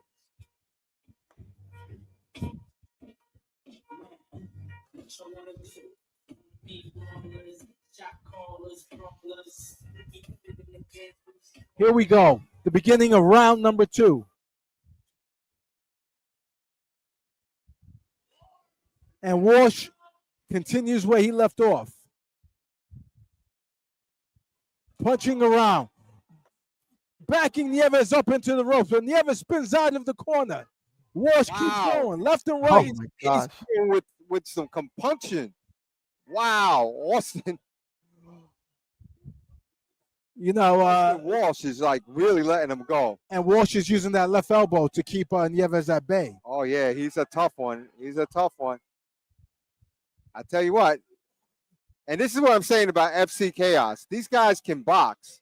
They move well, they box well, but I'm not sure how well they punch, Austin Walsh is trying to make it dirty, coming forward, make it ugly, and throwing hard punches. And he's walking Neves down. one of these customs agents. He's doing a illegal search and seizure here on Neves. Just violating his pockets. Illegal here, Ernie. Oh my gosh. Oh, to the boxing ring. Wow, he's loading up and throwing some punches. Hey, I got Adam Walsh, Austin Walsh. I got Austin Walsh up 2-0. Yeah, this is a tough fight. And the blue gloves. All right. So Gary Neves is the one who's got the tattoos and the red headgear, red gloves. And again, from FC Chaos, they move well, but I just don't see them landing hard punches, per se, you know? Right. But at this point, Walsh is being the busier of the two. He's like a buzzsaw in there, so strength really doesn't matter. He has 2 minutes ahead of him. Right, and he's coming forward with his head and elbows. Yes. With some viciousness. I don't think there's anything wrong with that.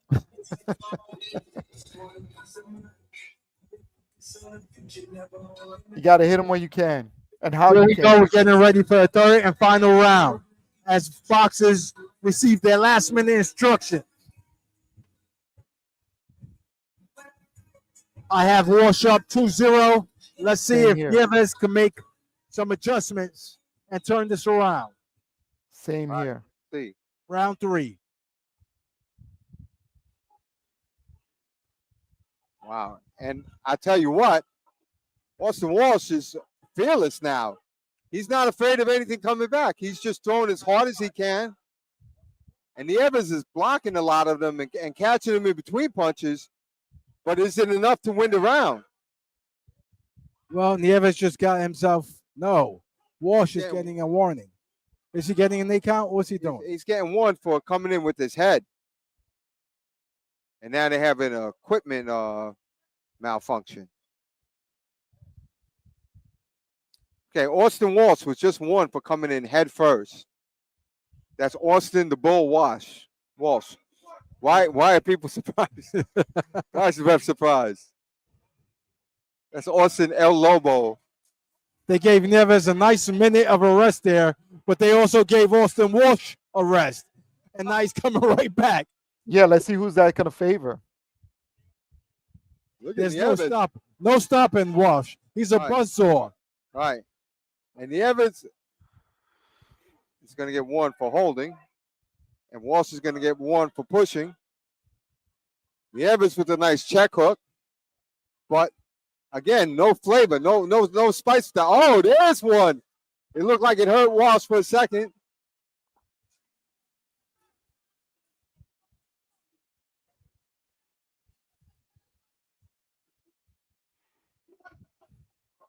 And Austin Walsh is a real pool diver, diving in head first. I'll tell you what, Neves is doing a little bit of bullfighting right there with his check hooks, both on the left and right side.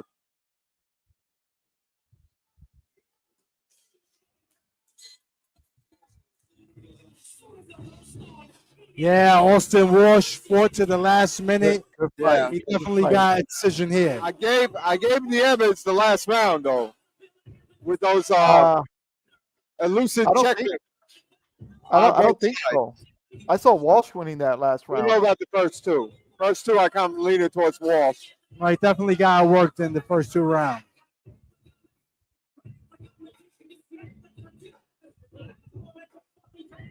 Good job, nonetheless, for both these gentlemen.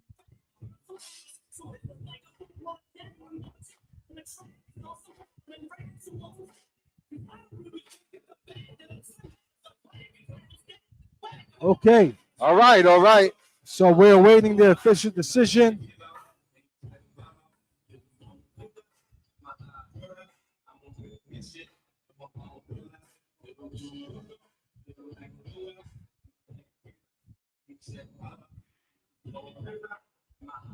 I got Walsh winning it. I don't know how people see it out there, but I got him winning it. We have 3 bouts remaining for the evening. Our next bout number 7, will be Jason Martin from DCNY versus Jesse All Peterford. right, not bad, not bad. Let's see what we got. 6-1 precinct. What do you think? Split decision or No, unanimous? absolutely. The unanimous decision. Unanimous. Okay. Decision for Austin Ward. Same here, unanimous, all the way. And for the folks out there, when we say unanimous decision, we're saying that all the judges agree, not that one person won every round. That would be a shutout. Ladies and gentlemen, the winner of this bout, by way of unanimous decision. There you go. There you go. From the blue corner, Austin. There you go. Unanimous. All right. Unanimous decision, meaning that he probably wants round 1 and 2. Well, all three judges saw it the same way. On all three judges' scorecard. Right, right. Absolutely.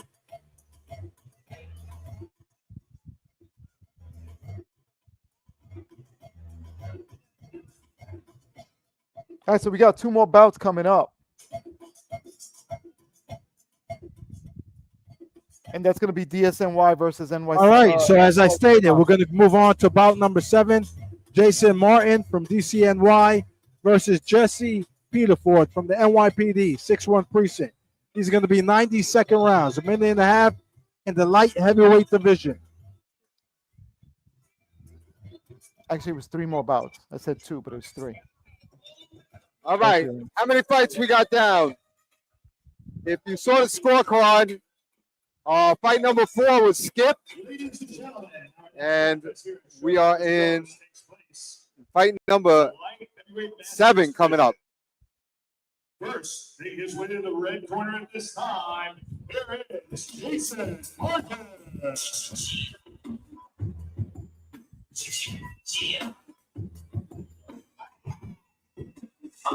Yo, I'm from where the hammer drink. They damage everything. Getting states, get on the stand and everything. Where they cops beat you after they put the cuffs on. Where niggas get naked after they hit the Dutch joints. Maybe you can get something to eat out of the backyard. And all they got is EBTs, no black carbs.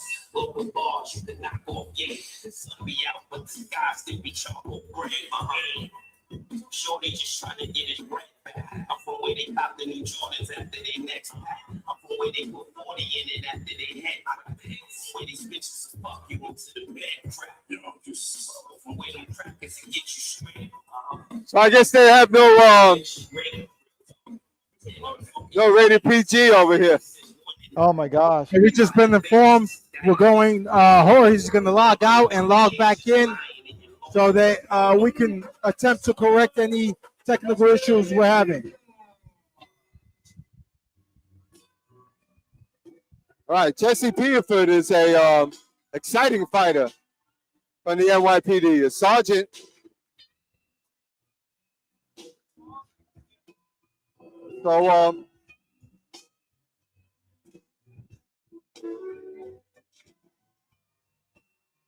So Jesse Peterford lives in Staten Island and actually has a real grudge against DSNY, against sanitation. They're not picking up his garbage? He said they pick it up, but they throw the lids on the floor. You know, sometimes some garbage spills over, and sometimes they just pick it up late. And he's tired of it. He's tired of it. So it's personal for him. DSNY against Jason Martin. And his opponent, boxing out of the blue corner, representing the 61st precinct of the NYPD, Jason Peterford.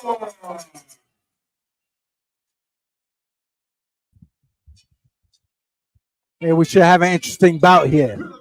Absolutely. Someone who pays their taxes to the city as a police officer and a resident of Staten Island wanting his garbage to be picked up in a timely manner. And DSNY sick and tired of NYPD pulling them over when he's trying to get around his route. Can you hear me now? Can you guys Real hear me? Or clutch no? match. I don't think you guys can hear me. Okay. All right, let's see what's happening. So Jesse Peterford, NYPD versus Martinez, right? Martin. Martin. Jason Martin. Martin. I believe he's Spanish. If he's Spanish, it should be Martinez, but it's all right. Peterford is smart. He's moving around. A good Jason 1-2 by Martin Jason. not committing. And we've seen this from Jesse Peterford. He's got that avalanche of punches. If he gets you on the ropes, he's going to just start swinging. Right. It would be in Martin's best interest to stay in the center of the ring, as he's tall and he needs to fight tall. He's letting Peterford crowd him and punch. Yeah, but he threw a few good combos as he's stepping back there, Jason.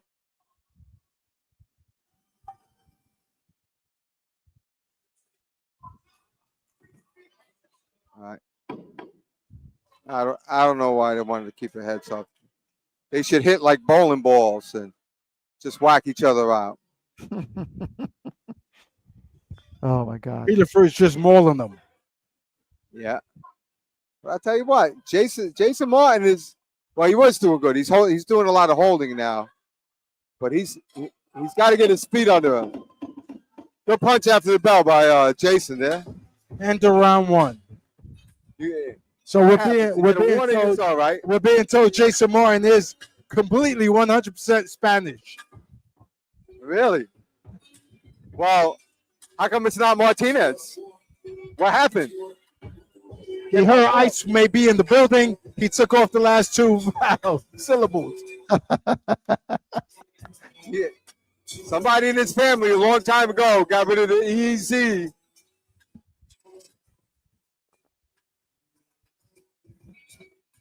Hey, that was an interesting round. I got to definitely give the advantage over to Peterford. He was just moving forward and muscling Jason Martin.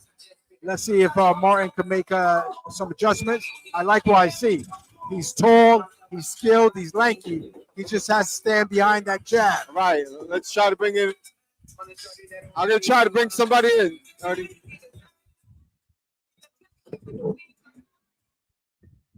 All right, here we go. Round two.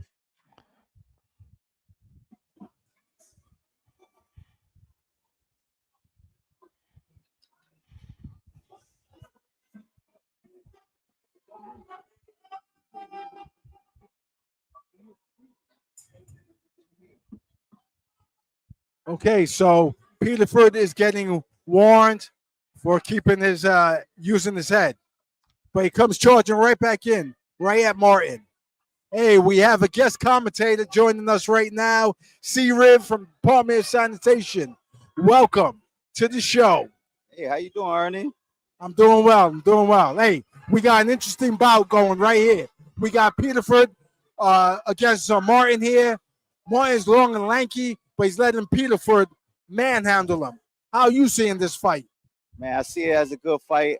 I see it right now. It's looking like a split decision at the moment.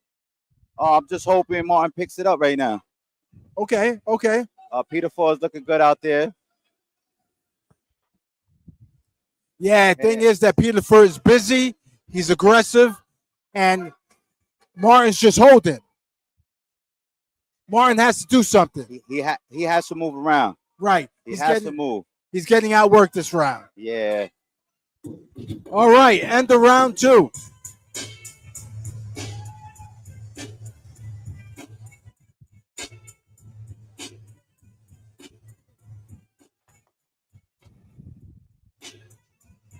So right now, I have Peterford up 2-0 just because he outworked Martin.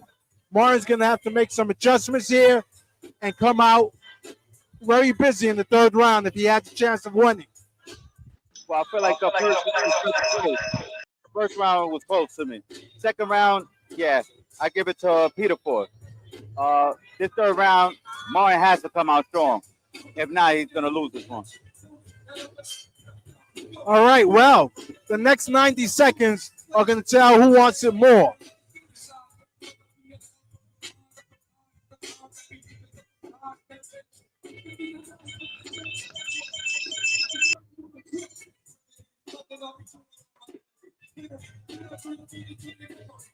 Here we go. Peterford is charged up and ready to go. Round number 3. Martin was slow to get up off his stool. Referee sending them to neutral corners. Round 3. And Peterford picks up where he left off. Just backing Martin right into a corner. There we go. He's just remaining busy. All right, they back in the center of the ring. And Peterford keeps working them back against the ropes. He's not doing much, but he looks busy.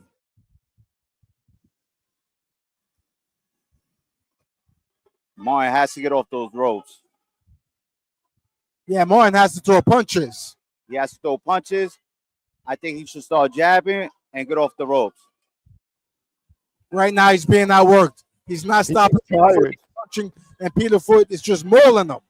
Yeah, he's just throwing punches. He's just not stopping.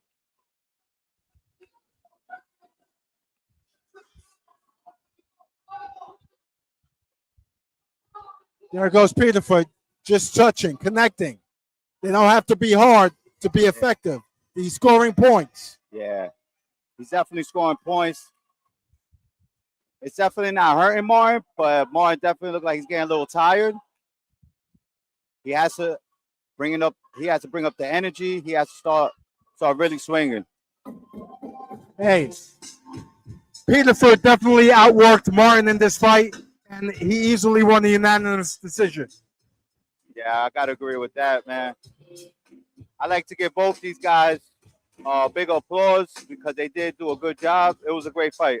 Absolutely.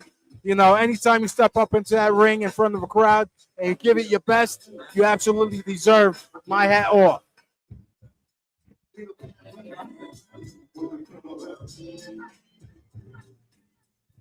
You know, it takes a lot of heart to come out here. Absolutely. Fight in the ring. No, 100%. If I'm not mistaken, Jesse Peterford fought in the last smoke. Mostly when you're tired and you have to keep performing. And he lost. So like this is why he came with a different style today. He was very aggressive. And I think he won.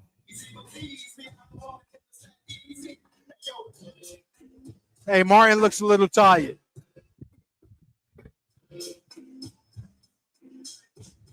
Hey, Nighthawk even noticed that Martin was gassed out in the later part of the fight.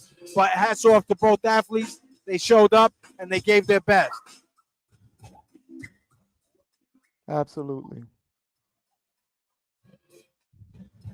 You know, I feel like Martin with his body type, if you give him another fight, he's going to do a lot better.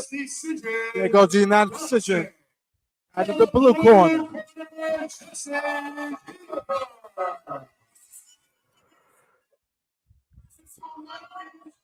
Congratulations to Jesse for winning tonight. Bout number 8 coming up. Another DSNY versus NY Cops. Hey, that was a great bout number 7. We're going to get ready for bout number 8. And in bout number 8, we have Chris Duncan from DSNY versus Darian Quoter from New York City Cops and Kids Flatbush. This is going to be in the heavyweight division. And it's also 90 seconds, 1.5 minute rounds, 3 1.5 minute rounds. $350 prize, $10,000 raffle. You have until October 1st to buy your tickets. Buy your tickets. Go to DSNY for more information. To buy your tickets for the $10,000 raffle ending on October 1st. Right now, we're going to call the winner of our 50-50 for the prize, the $350 cash to the winner. Before we go about number 8, we're going to have the raffle. $350 to the winner.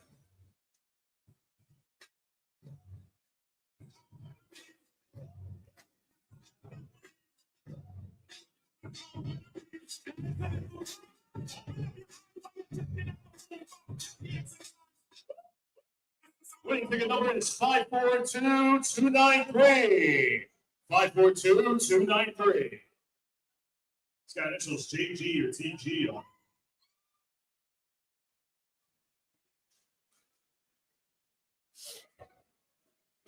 Five, 4, 2, 2, 9, 3. Do we have a winner or a bunch of comedians?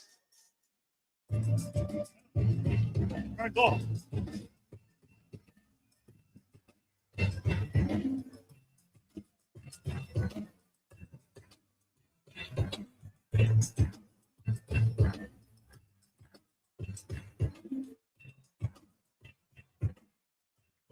Ladies and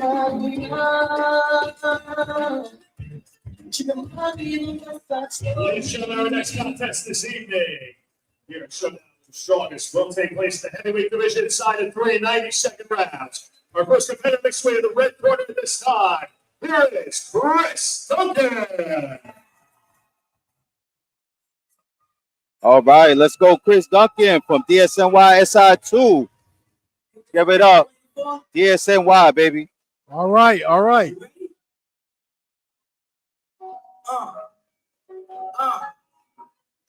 Break times like this, to rhyme like this, so I have to rhyme like that, shit like this. All right, I like what I see from Chris Duncan. Got in the ring, danced around.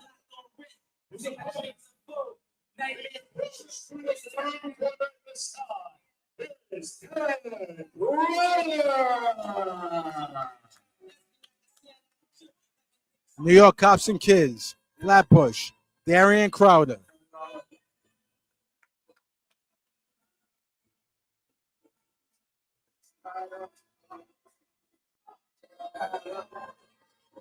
Well, Darian looks menacing. He's calm. He's quiet. Yeah, said I was finished, but I want another 2 summers. Hall of Famer hungry, other not newcomers. Niggas spare they compared with the true humble. Niggas fuck 112, we couldn't do numbers. I can feel the intensity right now. This is going to be a great fight. I'm king on the numbers and I count fast. You know it's money that you only niggas phony and what. Ladies and gentlemen, the competitors in this heavyweight contest. First, boxing out of the red corner, representing DSNY, ladies and gentlemen, Chris Duncan.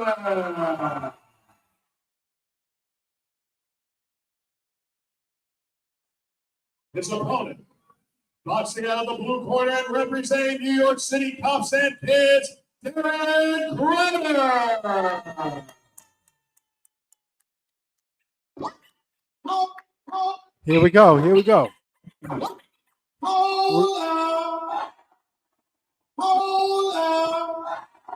I'm feeling like it's time to take out the trash, Ernie.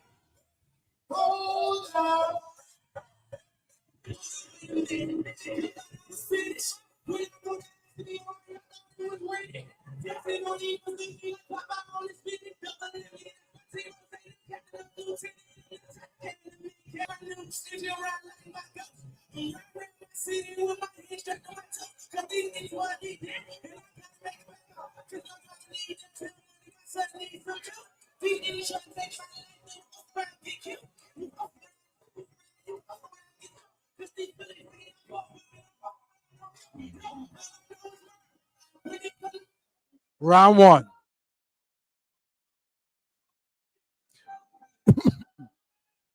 So right away, you see Darian Crowder's a southpaw going up against Chris Duncan, who's an orthodox fighter, right-hand fighter. You can see they're both trying to figure each other out right now. You know, Darian's doing the right thing. He's moving to his right hand side, right? What Duncan has to do, Duncan has to start moving to his left side. He has to start cutting him off. If not, it's going to be a long night for him. Yeah, I totally agree. Right? He's never going to catch up to Darian if he lets Darian continue to dance on the outside that way. And he's going to walk into his power hand, which is that left. And Darian's trying to shoot and measure him up. There he goes. He got touched a couple of times. Yeah. There we go.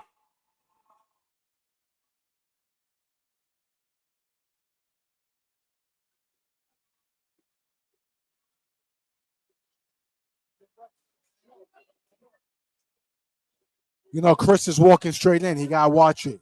He's Yep. going to walk into that left hand. But I like it. Nice. Nice. Just land the effective jab. Oh, you heard him. Jab. You heard him. There we There go. it goes. Let's go, Duncan. Yeah, he slowed Duncan down. He may have stolen that last round. Man, that was a great That round first right round there. with that first.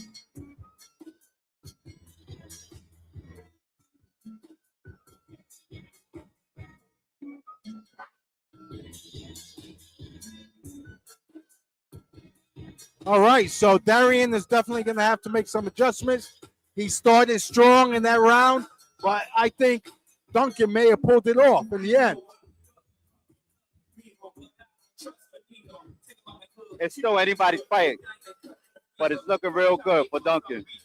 He just can't go too reckless, but he's doing great. Darian's being a little cautious, and he might need to let his hands go a little more. Right.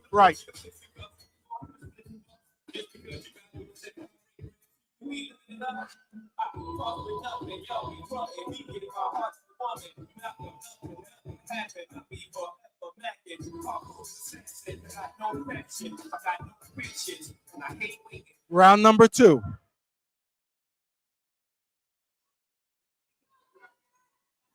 All right. Okay, Darian just counted where it left.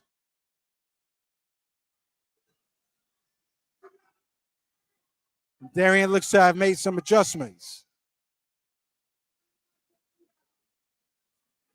He's pulling with the jab. He's keeping Chris Duncan away from him. Right. Hopping in and out. Right. But here comes Chris. There we go. Here comes Chris with the flurries. There goes Darian, touching them, hopping in and out. Just has to be busy at doing that.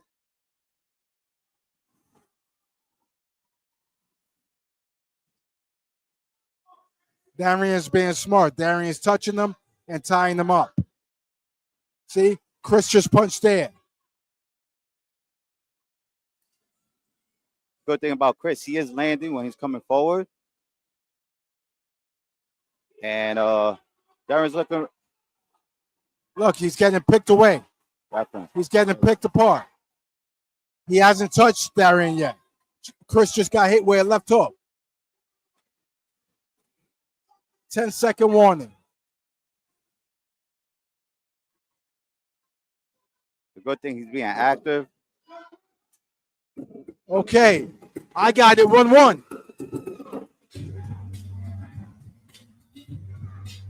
They're both looking a little tired as they go into round 3. Yeah, for sure. I would like to see Darian pick it up a little more. You know, and I would like to see Duncan step back a little bit. Try not to launch forward so much. But Okay. he's looking good. They're both looking good.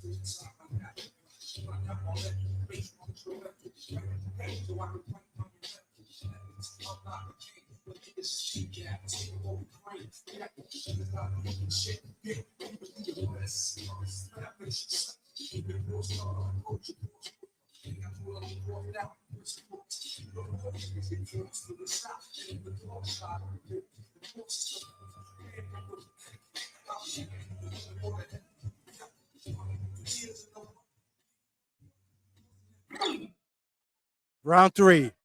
Last and final round. Round 3, baby. And there goes Darian. Darian comes out, punching, landing effectively. All right. Hey, Chris is showing an urgency. He knows he needs this round, but Darian keeps hitting them with those lefts. And that's because Chris is walking straight in. Yeah, I would like to see him move to the side, throw a little more jabs. Right? The fundamental mistake that Chris Duncan is making is he's moving to his right hand. And Darian is just popping him with that left hand. There it goes again. 2 straight lefts. 3, 4. He's doing it all night. Chris Duncan has to make an adjustment, or Darian's going to walk away with this decision.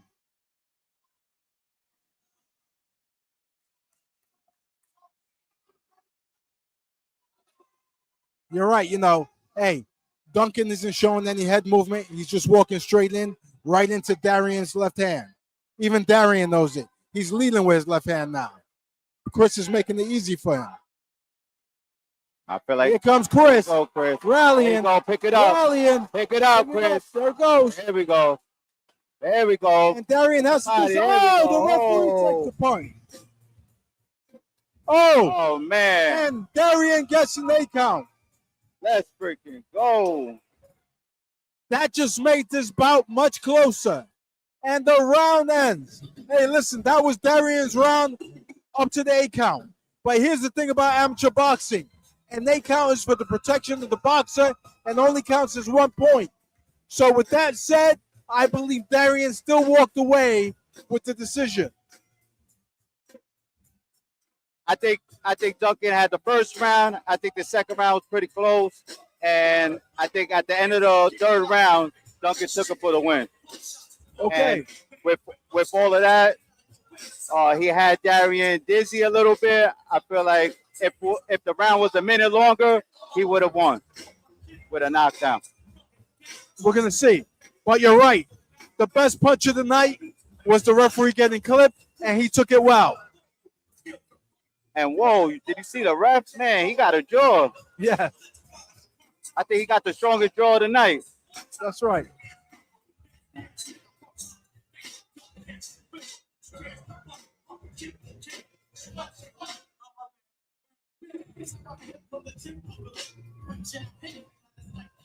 That was the exciting fight right there. No, it was exciting. It was action-packed. And, you know, I'm looking forward to the decision. It can go either way. It's tricky. Like I said, I think Darian pulled it out.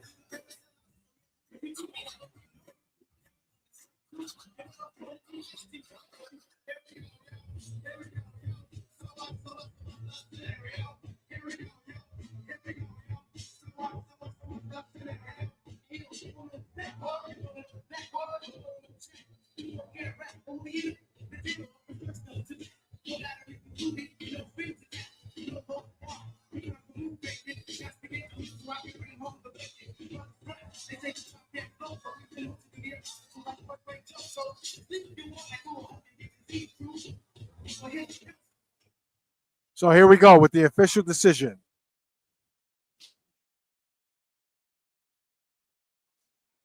Ladies and gentlemen, the winner of this contest, by way of split decision, boxing. Out of the blue corner, Terry. Oh, man. I guess you was right on this one. You know, it was a great fight. Darian had composure, but I still think Duncan took it at the end. It was a close one. Right. And like I said, Darian dominated that round until the 8 count. I'm okay with the decision. It could have gone either way. Yeah, definitely could have went either way.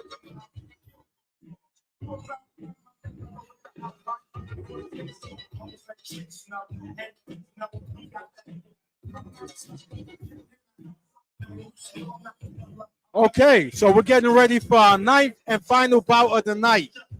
It's going to be Jonathan Bermeo from DSNY Q12 versus Taj Moore from New York Department of Correction. New York's strongest against New York's boldest in the super heavyweight division. And these going to be 90-second rounds as well, minute and a half. DSNY boxing team, NYPD boxing team, all of our competitors, coaches, USA Boxing Metro officials. For the next hour, ringside position, Dr. Michael Gerstenfeld and Montalbano's food truck for being here at the Showdown with the strongest. Hey, C-Riv, I want to thank you for joining us tonight. Did great. So much, man. It's been my honor. It's a wild strongest. You know, we didn't come here to play, man. We're looking good out there. Good stuff. I'll see you later, Ernie. All right, see. All right, guys. Our first competitor approaching the red corner this time. It's Jonathan Bermeo. All right. Well, Ernie, I don't know about that decision. No, But I'll tell you what. I thought that decision went right, and the reason why I thought it went the right way was because Darian dominated the whole round before he took the 8 count. He definitely made an adjustment in the second round, so he walked away the second round. First round. Hey, listen, it was a toss-up match. It could have gone either way, but I thought it went the right way. okay. Well, I'll tell you what. As a coach, I'm very critical, right? So when he came back in the first round, I was like, listen, you can't put your hands up like that. You gotta, this is amateur boxing. They're gonna give him points for coming forward and being aggressive. So I said, you probably lost that first round. Second round he came, I go, well, that was good, but again, you let him get aggressive, you might have lost it, right? After the third round, I was like, oh, he's doing great. He's scoring. But knowing how they judge in the amateurs, I don't know. But we really won round 3. Round 3, we definitely won because he landed so many shots. So, and even though this guy scored an 8 count, that's 1 point. We scored a lot with the left hand. So we got to see. Here we go. 9th and final bout. Okay. Dave, great job coaching the corner. That straight left was magic. That came from Nighthawk. Oh, really?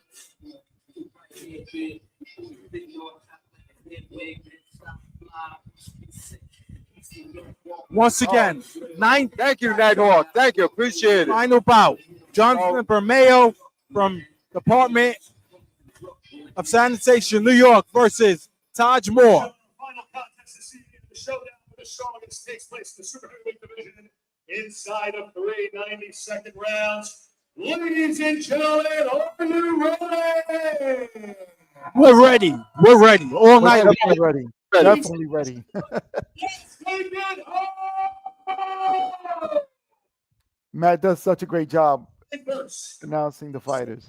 red corner, representing DSNY, Peterford, here is Jonathan Bermeo.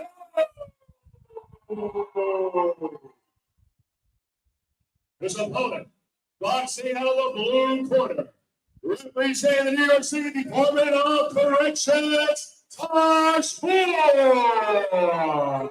Taj. Correction.